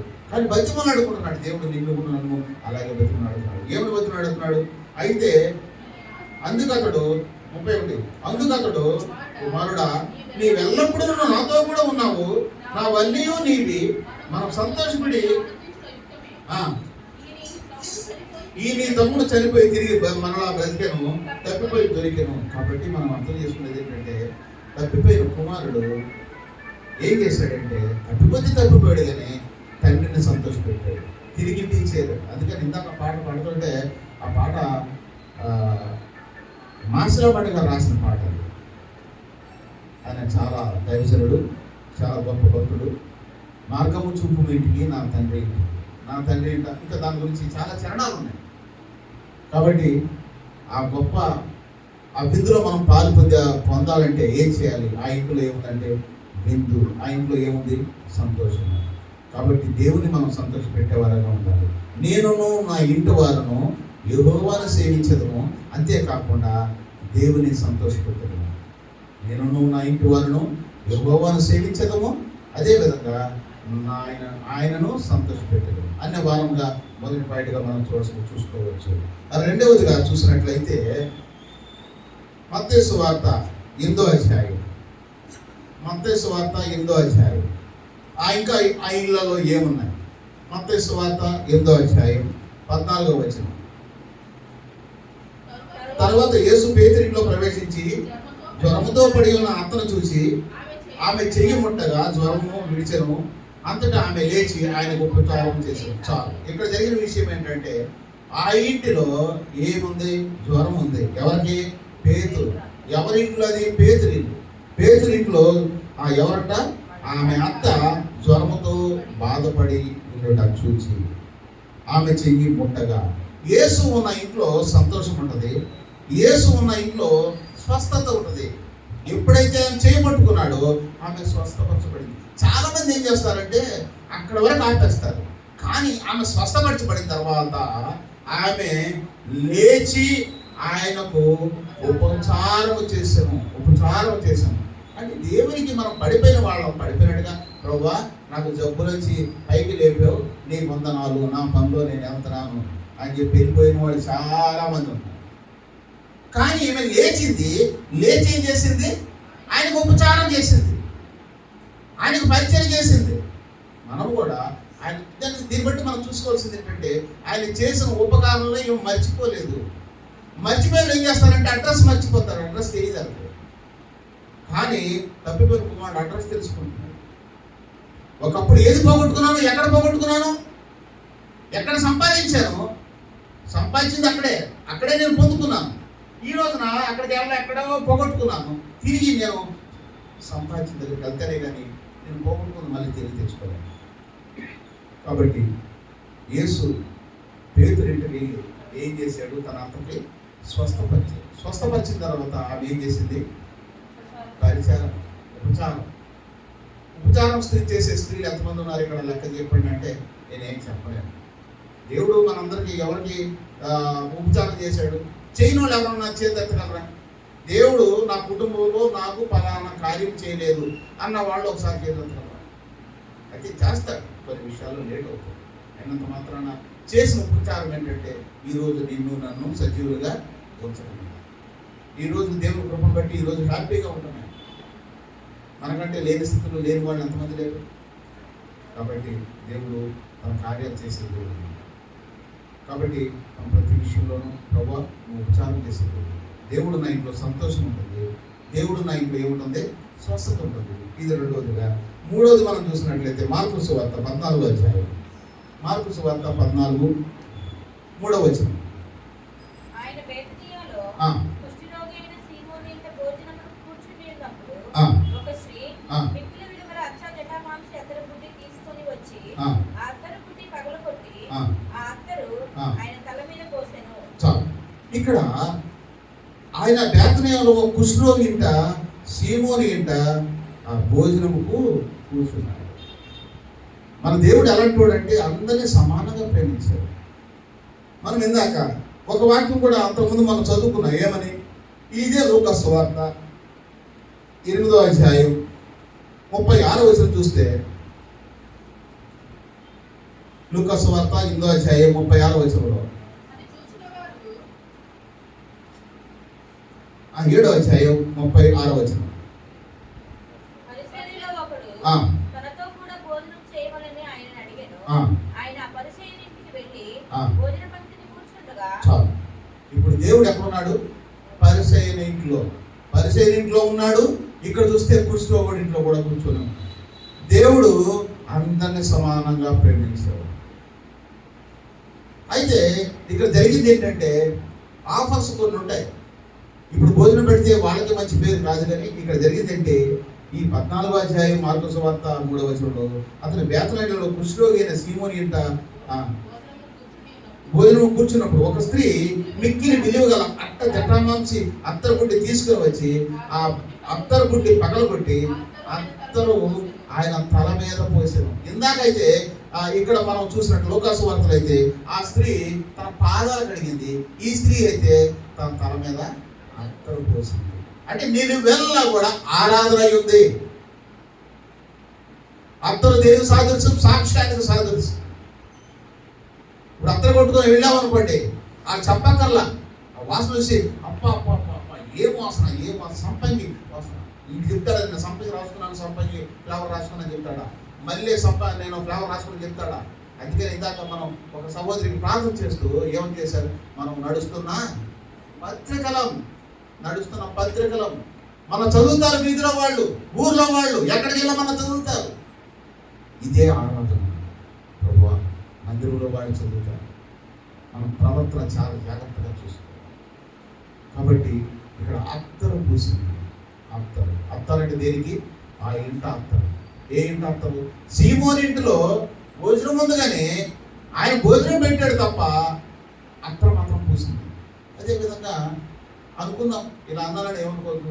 ఇల్లు మందిరము ఒక నేనే కట్టించాను అనుకోండి, అత్తరు పూసేవాడు ఎవరై ఉండాలి?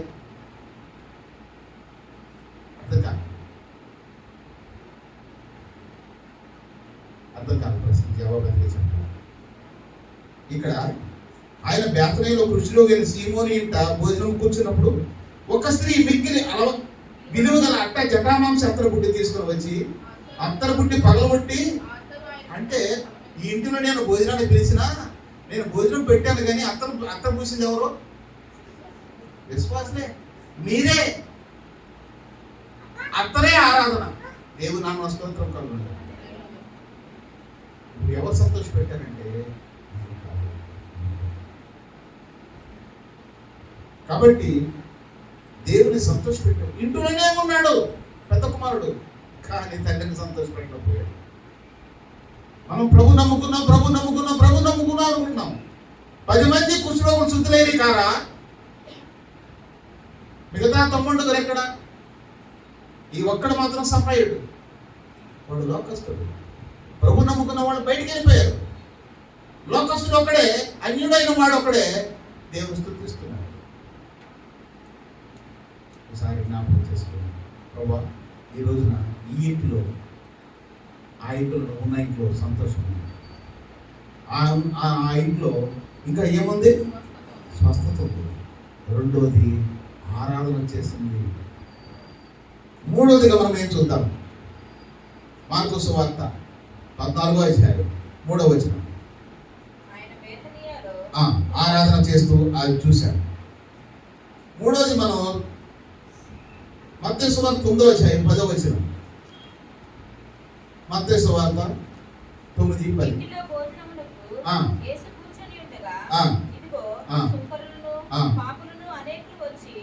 ఆయన యొద్దను ఆయన శిష్యుల యొద్దను కూర్చుండిరి. పరిసయ్యులు అది చూచి, మీ బోధకుడు సుంకరులతోనూ పాపులతోనూ కలిసి ఎందుకు భోజనం చేయుచున్నాడని ఆయన శిష్యులను అడిగిరి. ఆయన మాట విని రోగులకే కానీ ఆరోగ్యం గల వారికి వైద్యుడు అక్కర్లేదు కదా, అయితే నేను పాపులను పిలువచ్చింది కానీ నీతిమంతులను పిలువరాలేదు. మనం పాపులుగా ఉన్న మనల్ని చూసి మనం పిలిచాడు. పాపులుగా ఉన్న మనల్ని ఆయన భోజనం పెడుతుంది. కాబట్టి ఆ ఇంటిలో భోజనం ఉంది. ఎవరింట్లో? ఒకప్పుడు పాపులు. దేవుడు ఎప్పుడైతే ఆరాధిస్తామో, దేవుడైతే ఎప్పుడైతే ఆయన్ని మనము పూజిస్తామో, దేవుడు మనం కూడా ఏం చేస్తాడు? ఆయన భోజనం పెడతాడు. ఏ భోజనం? ఆత్మీయమైన భోజనం. కాబట్టి ఆ ఇంట్లో ఏముంది? ఇప్పుడు 4వదిగా భోజనం ఉంది. మొదటిగా ఏముంది? సంతోషం ఉంది. రెండవదిగా స్వస్థత. 3వదిగా ఆరాధన ఉంది. 4వదిగా లూకాసు వార్త 10వ అధ్యాయం 38, 39. లూకాసు వార్త 10వ అధ్యాయం.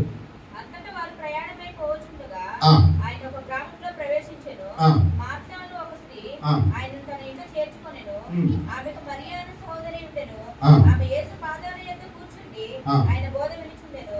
మార్త విస్తారమైన పని పెట్టుకొనుట చేత తొందరపడి ఆయన యొద్దకు వచ్చి, ప్రభువా, నేను ఒంటరిగా పని చేయటకు నా సహోదరి నన్ను విడిచిపెట్టినందున నీకు చింతలేదా? నాకు సహాయం చేయమని ఆమెతో చెప్పమనెను. చాలు. ఇక్కడ జరిగిన విషయం అంటే, ఒకసారి ఇది అందరికీ తెలుసు, మార్త, మరియా, లాజరు. ఇక్కడ జరిగిన విషయం ఏంటంటే, ఈ ఇంటి ఎవరిది? ఇల్లు. కానీ దేవుడు ఏమంటాడు? మార్త నువ్వు అనేక పనుల మీద తొందరపడుతున్నావు, కానీ అవసరమైంది ఒకటే. అది ఏం చేస్తున్నారంట? మరియా ఉత్తమమైంది. ఇల్లు ఎవరిది? కానీ ఇంట్లో మారుతుందా? దేవుని దగ్గర, బోధ దగ్గర మారుతుందా? మనం కూడా చాలా ముఖ్యం. దేవుని సన్నిధి ఎన్ని పనులు ఎలాగున్నా కానీ ఫస్ట్ ఎవరు రావాలంటే ఇంట్లో వారు, ఇంటి పక్కన వారు రావాలి. అంటే మిగతా వాళ్ళు రావద్దని కాదు, మనమే సరిగా లేకపోతే మన పనులు మనకున్నాయి అన్ని మనం రైట్. ఒక మన 10 గంటలకు ఆరాధన అంటే మనం 9:30కి అని మనం నిర్ణయించుకోవాలి, నిశ్చయించుకోవాలి. ఇప్పుడు మార్కులు ఎవరు కొట్టేశారు? ఇల్లు ఎవరిది? ఎక్కడుందా మాట చెప్పండి. 38వ వచనంలో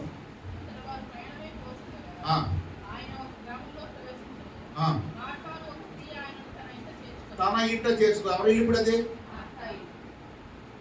కాబట్టి ఇంట్లో చేర్చుకుంటాం అసలు మనం దేవుని. నెల మొత్తంలో ఒక రోజు ఒక కూడిక, వారానికి ఒక కూడిక. ఏమైంది ఆ ఇంట్లో చేర్చుకుంటే? ఉత్తమమైందని మనం విడిచిపెట్టేస్తాం. కాబట్టి ఆ ఇంట్లో యేసు ఉన్న ఇంట్లో ఏముంటుంది? ఇందాక నుంచి మనం చదువుకుంటున్నాం. యేసు ఉన్న ఇంట్లో ఫస్ట్ ఏముంది? సంతోషం ఉంది. ఇంట్లో సమాధానం లేదంటే అర్థం ఏంటి?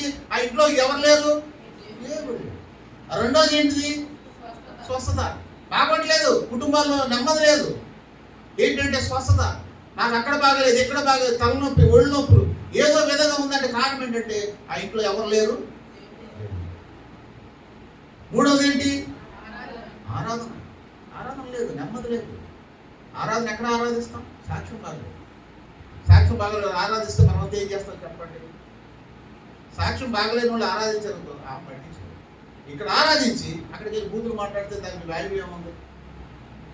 కాబట్టి మనం కూడా అలా కాకుండా ఈరోజు నా ఇంట్లో ఆరాధన ఉంది, ఆ ఇంట్లో ఇక్కడ ఏ మాట ఇంట్లో ఏముందంటే బోధ.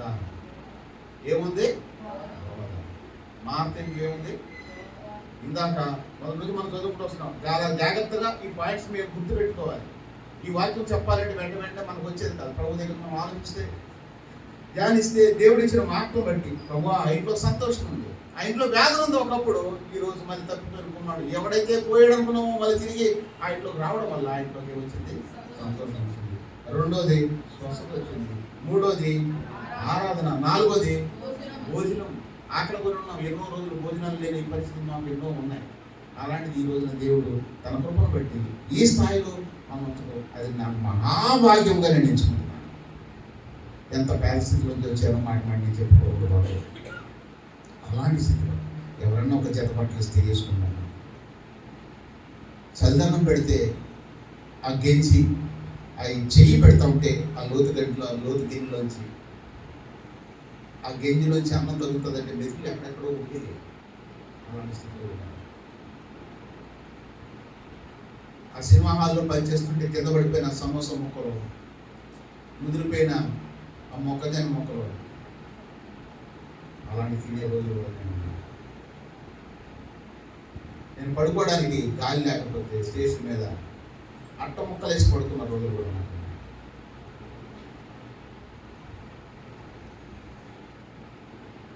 4 కిలోమీటర్లు నడిచలేవు స్కూల్. 4 కిలోమీటర్లు నడిచి వచ్చారు. రోజుకి ఉదయం వెళ్ళి మధ్యాహ్నం వెళ్ళి ఈ విధంగా అంత తీర స్థితిలో ఉన్న నన్ను దేవుడు ఎంతమంది ఆత్మీయ బిడ్డల నుంచి ఎంతమందికి ఆత్మీయ ఆహారం పంచుతూ మనకు కలిగిందే ప్రతి ఆదివారం గ్రామం మీద పంచుకుంటూ ఈ రోజున నా ఇంట్లో ఇది లేదు అన్న మాట లేదు. కారణం ఏంటంటే దేవుని కలిగి ఉన్న ఇంట్లో, దేవుని కలిగి ఉన్న ఇంట్లో ఏమి కూడా పొదువై ఉండదు. అలాంటి ఇల్లుగా ఉండాలంటే ఈ భాగాలు మనకు ఉండాలి. ఇది మార్త ఇంట్లో ఏముంది? యేసు బోధ ఉంది. అంతేకాకుండా ఇంకొక చివరి మాటను మనం చదువుకుందాం. లూకా సువార్త 19వ అధ్యాయం 9వ వచనం. అందుకు యేసు ఇతడును అబ్రహాము కుమారుడే, ఎందుకనగా నేడు ఈ ఇంటికి రక్షణ. ఇక్కడ దీంట్లో 2 ఉన్నాయి, 2 భాగాలు చెప్పాలి. ఈ ఇంటికి ఏమొచ్చిందంటే రక్షణ వచ్చింది. అబ్రహాము కుమారుడు. ఒకటి ఏంటంటే రక్షణ, యేసు ఉన్న ఇంట్లో రక్షణ. తర్వాత ఈయన పౌరసత్వం మారిపోయింది. ఈయన పౌరసత్వం ఎక్కడికి వచ్చేసింది? అబ్రహాము రోగునాలు. దేవుని నామ స్తోత్రం కలుగుతుంది. ఇంట్లో యేసు ఉన్న ఇంట్లో మన పౌరసత్వాలు మారిపోతాయి. చాలామంది అమెరికాలో గ్రీన్ కార్డ్ అని సంతోషపడిపోతారు. అమెరికాలో ఉన్న శాశ్వత కాలం ఉండిపోతారా? శాశ్వతమైన పట్టణం, పరలోక పట్టణం మాత్రమే. ఆ పట్టణంలో ఎప్పుడు ఏముంటుంది? సంతోషం, సమాధానం. అలాంటి ఇంట్లో మనం ఉండిపోతాం. కాబట్టి ఈరోజున దేవుడు మనకి ఇన్ని భాగాలు ఇస్తున్నాడు. ఏమిస్తున్నాడు? ఇతడు కూడా అబ్రహాము కుమారుడు. ఒకప్పుడు చెక్కయ్య లోకంలో కలిసిపోయిన ఆయనకి యేసు ఎవరో చూడగోరి నేడు నేను ఈ ఇంట ఉండవలసి అని.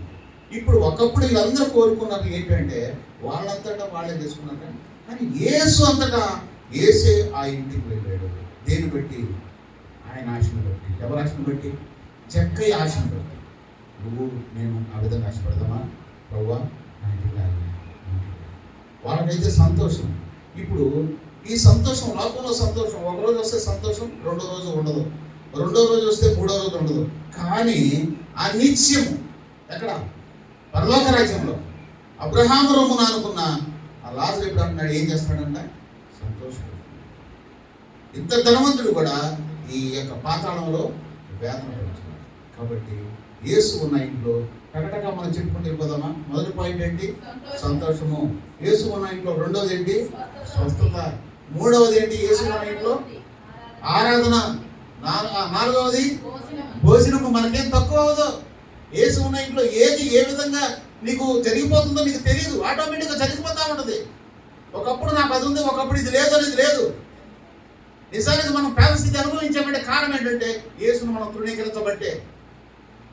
ఆ రోజే మనము అంత బలంగా ప్రభువులో ఉన్నట్లయితే అందుకని దేవుడు నా బిడ్డలు నేను రక్షణ, నా బిడ్డలు నమ్మిన వారిని నేను తలగానే ఉంచుతాను కానీ నన్ను గణపరిచిన వారిని నేను గణపరుస్తాను.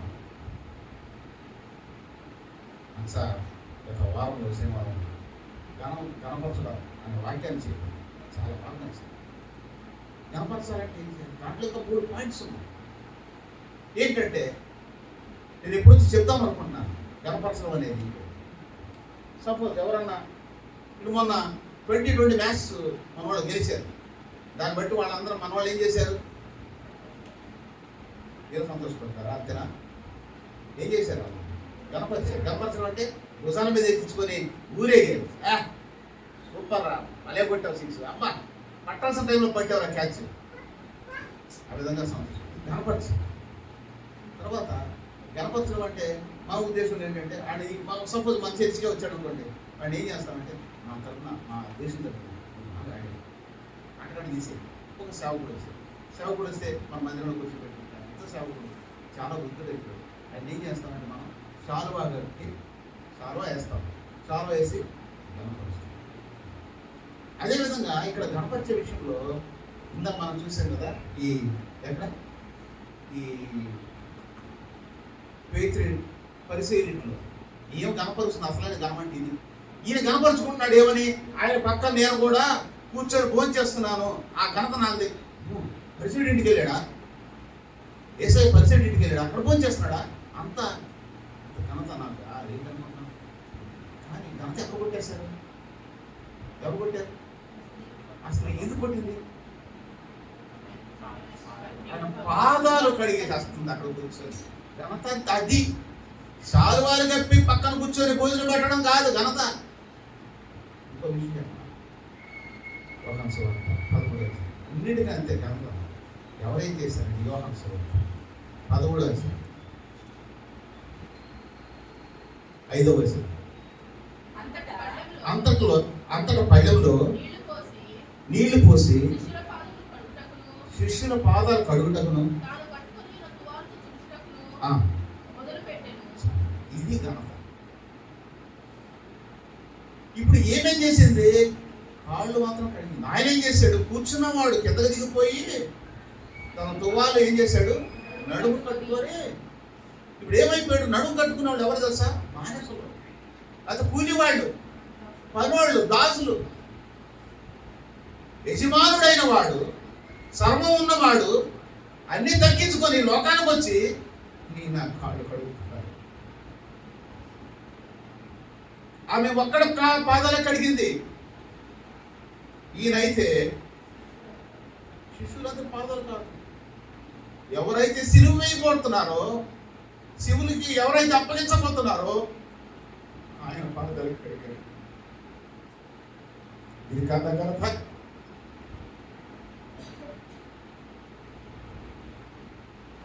గణపరచువాన్ని కనపరుస్తాను. ఇది కూర్చోబెట్టేది కాదు గణప. అలాగున్నవాడు ఒకప్పుడు అన్ని గణపరిచారు. ఎప్పుడు? ఇంకా సిలువకి ఎక్కుతాడని ఒక వారం రోజు, మట్లాదివారం రోజు గాడిద మీద ఎక్కి గణపరిచాడు. అదే గణపరిచిన ఆయన ఏం చేశాడు? గాడిద నుంచి దిగి, నిజానికి ఆయన గాడి మీద ఉండాల్సిన వాడు కాదు, మధుర సమూహం మీద ఉండాల్సిన వాడు. దిగిపోతూ వచ్చాడు. గాడి మీద ఉన్నాడా? కిందకి దిగిపోయాడు. అక్కడే ఉండిపోయాడా? పాదాల దగ్గరకు వచ్చేసి, ఎందుకంటే ఇప్పుడు వరకు ఈ పాదాలు ఎక్కడెక్కడికో వెళ్ళాయి, ఇంకెళ్ళడానికి వెళ్ళేది. మనం వెళ్ళని 4 కోట్లు పెడితే వాటి చేతులు మనం పట్టుకొని జ్ఞాపకం చేసుకోవాలి. అందుకని ఆ ఇంట్లో ఉన్న వాళ్ళకి సమాధానం ఘనత. కాబట్టి ఆ ఇంట్లో కడిగి నిండి తెచ్చుకుంటారు. ఈ ఇంట్లోకి వచ్చిన ఎవరు? వచ్చిన వారు ఎవరు? అడగవారు. ఇంట్లోకి వచ్చిన వారు ఎవరు? దేవుని యొక్క ఆరాధించేవారు. దేవుని ఇంట్లోకి వచ్చిన వాళ్ళు ఎవరు? దేవుని బిడ్డలు. రాని వారు ఎవరు? మనకు తెలుసు. దేవుని సన్నిధిలోకి ఎందుకు రాలేదంటే ఆయన వారు కారు కాదు. ఈరోజు నేను గమనించాడు దేవుడు. నీ స్థితి మార్చేశాడు దేవుడు, నీ పరిస్థితి మార్చేశాడు దేవుడు. ఆ కారణాన నేను ఆరాధించాను, ఆయన స్థితి మార్చాడు. అందుకని దేవుడు ఆయనకి తీసుకొచ్చి నీకు ఆహారం, ఈ ఆహారం నేనే నీ కోసం ఆహారం అయిపోతాను, నేనే నీ కోసం ఆహారం బలపడిపోతాను. ఆయన రొట్టెను ఎత్తుకొని కృతజ్ఞతాస్తుతులు చెల్లించి, ఇది మీ కొరకైనా నా శరీరం, నన్ను జ్ఞాపకం చేసుకున్నకై దీన్ని చేయించాను. కాబట్టి ఇంకా ఎంత కాలం మర్చిపోయి ఉంటాను. తప్పిపోయిన కుమారుడు ఎలాగో తప్పిపోయాడు. తండ్రి ఆహారాన్ని కోల్పోయాడు, తండ్రి భోజనాన్ని కోల్పోయాడు. తండ్రి ఇంట్లోకి వచ్చి కూడా ఆయన భోజనాన్ని తీసుకొని వాళ్ళు ఎంతమంది ఉన్నారు ఇప్పుడు కూడా. వాళ్ళని క్షమించారు, నన్ను జ్ఞాపకం చేసుకుని దీనికి చేయించారు. ఆ భోజనాన్ని, తన రక్తాన్ని త్రాగవారు ఆయన మర్చిపోయినట్టు లెక్క. ఆయన లెక్కలో తక్కువ అయిపోతా ఉన్నారు. లెక్క పెడుతున్నాడు. ఈరోజు సంఘంలో ఎంతమంది ఉన్నారు? ఎంతమంది నా రక్తాన్ని తీసుకుంటున్నారు, నా భోజనం చేస్తున్నారు? ఆయన లెక్క పెడుతున్నాడు. ఎంతమంది నా పరిచయం చేస్తున్నారు? ఆయన లెక్క పెడుతున్నాడు. ఆయన మన లెక్కలో తక్కువ కాకుండా ఉండాలంటే ఆయన శరీరం వ్యర్థమైపోతుంది. ఆయన రొట్టెని కృతజ్ఞతాస్తుతులు చెల్లించి, ఇది మీ కొరకైనా నా శరీరం. కాబట్టి ఆయన రక్తాన్ని, ఆయన భోజనం తీసుకున్నప్పుడు ప్రభువా నా కోసం ఏమీ దాచుకోకుండా ఈ లోకంలో ఉన్నప్పుడు అన్నీ చేసావు, వెళ్ళిపోతూ కూడా నీ శరీరాన్ని, రక్తం అంటే ప్రాణము, ఆ ప్రాణాలన్నీ నా కోసం ఇచ్చావు. ఇంత గొప్ప ఖరీదాన్ని చెల్లించిన ఆ యేసుకి మనం నువ్వు చెల్లించగలవు. తిరిగిన హృదయంతో మన పనులో పాల్పడుతుందిగా ఒక క్షణం నీవు నన్ను జ్ఞాపకం చేసి, నీ ఇంట్లోనే ఉంటూ నేను రోగగ్రస్తుడు అయిపోయాను అంటే నువ్వు లేక నిన్ను పట్టుకోక స్వస్థపరిచి భోజనం పెట్టి సంతోషింపజేసి ఆనందింపజేసి, ఈ ఇంటిని ఎంత కాలంగా నేను నిర్లక్ష్యం చేశానయ్యా.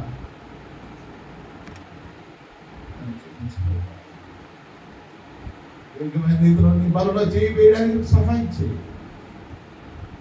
మారు మనసు పొంది బాప్తిసం తీసుకోవడానికి కృప చూపించు. అది ప్రభు మీద ఎవరైతే అనుకుంటారో తప్పకుండా దేవుడు గొప్ప కార్యాలు మీ పట్ల చేసేవారుగా. సత్యము గలదయ్యా, నీ మాట మార్పు లేనిదయ్యా.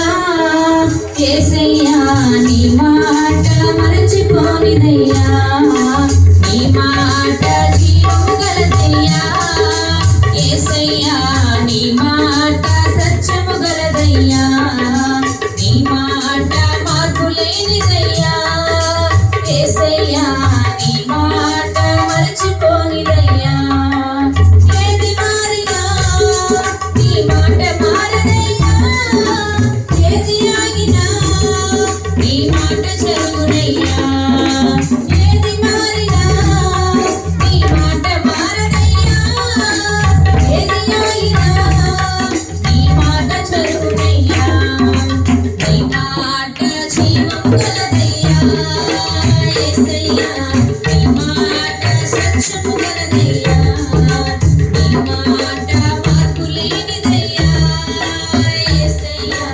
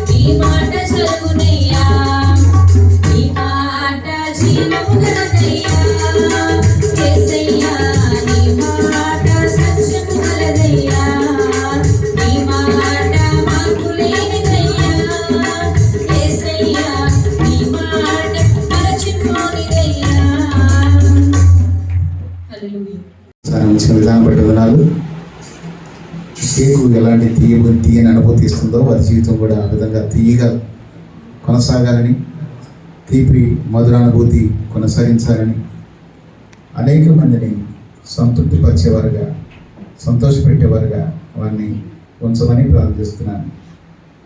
గత సంవత్సరాలుగా 25 సంవత్సరాలు కాచి కాపాడి భద్రపరిచావు. 26వ సంవత్సరంలో నీ మందిరంలోంచి మళ్ళీ అడుగు పెట్టబోతున్నారు. నీ మందిరంలోంచి రావాల్సిన దీవెన, ఆశీర్వాదం నిండారుగా వారికి దయచి.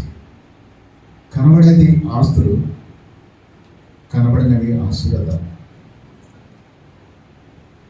కాబట్టి ప్రభువా, ఈ బిడ్డని ఒక దైవ సేవకుడిగా దీవిస్తున్నాను. విశ్వాసులుగా ఆ బిడ్డల్ని అభినందిస్తున్నాను. నీ కృపగల చేతికి అప్పగించుకుంటూ ప్రభు యేసునామమున ప్రార్థించి పెట్టుకుంటున్నాను తండ్రి. అందుకొరకు నీకు వందనాలు. గత వారం అంతా కాచి కాపాడి భద్రపరచు. అదేవిధంగా ఈ వారం కూడా నీ కాపుదల అనుగ్రహించమని ప్రార్థిస్తున్నాను. నీ పిల్లలు ప్రభు ఆరాధించారు, అందులో బట్టి నీకు వందనాలు. బలలో పాలు పొందారు. నీ ఇంటికి తీసుకొచ్చిన కానుకలు బట్టి నీకు వందనాలు. వారికి రావాల్సిన దీవెన 30 60 చెల్లించమని ప్రారంభిస్తున్నాను. వీళ్ళందరినీ దీవించండి, ఆశ్రయించి. అదేవిధంగా ప్రభు ఆయన మా మధ్యకి తీసుకొచ్చిన ప్రభు కావ్య తల్లి గారిని బట్టి నీ వందనాలు, స్తోత్రాలు. ఆయన కూడా దీవించండి. కావ్యాన్ని మరోసారి నీ చేతికి అర్పించున్నాను. నెలలు నింటుండగా సుఖమైన ప్రసవం చేర్చమని ప్రారంభిస్తున్నాను. ఇలా దీవించండి. ఈరోజు సాయంత్రం జరగబోతున్న గుడిలో కూడా ఆది అంతమైన నడిపించి అన్ని క్షేమకరంగా అన్ని నీ నామం మహిమార్థమై జరిపించమని ప్రారంభిస్తున్నాను. ఇచ్చిన శ్రేష్టమైన సమయం బట్టి వందనాలు. 25 సంవత్సరాలు వీళ్ళని కాచి కాపాడి భద్రపరచు. 26వ సంవత్సరం కూడా నీ చేతులు నడిపిస్తాను. సాధించి బలపరిచి ఇచ్చిన శ్రేష్టమైన సమయం బట్టి వందనాలు. ఈ వార కార్యక్రమంలో ఆయన భాగంగా సోమవారం విజయపూర్వక ప్రార్థన, శివరిక ప్రార్థన, ఆయన గురువారం బైబిల్ స్టడీ, శనివారం సేవలు, ఇవన్నీ కార్యక్రమాల్లో కూడా ఆదివారం ఆరాధన అన్నింటిలో నీ తోడ్పాటును ప్రారంభిస్తున్నాను. నిశ్చితమైతే ఈ వారంలో తలుపులు వేయడానికి కూడా నీ ద్వారా ఇచ్చిన శ్రేష్ఠ సమయంలో వందనాలు, స్తోత్రం చేయించుకుంటూ నీ బిడ్డలు నీ చేతున్నప్పుడు ప్రభు యేసును ప్రార్థించి పెట్టుకుంటున్నాను తండ్రి. యేసు రక్తం నేర్చి, శిలువ రక్తం నేర్చి ప్రభు యేసును సంపూర్ణ విజయం పెట్టుకుంటుంది. అపవాదికి వీళ్ళకన్నా కాసి ప్రభు యేసును సంపూర్ణ తీర్పు.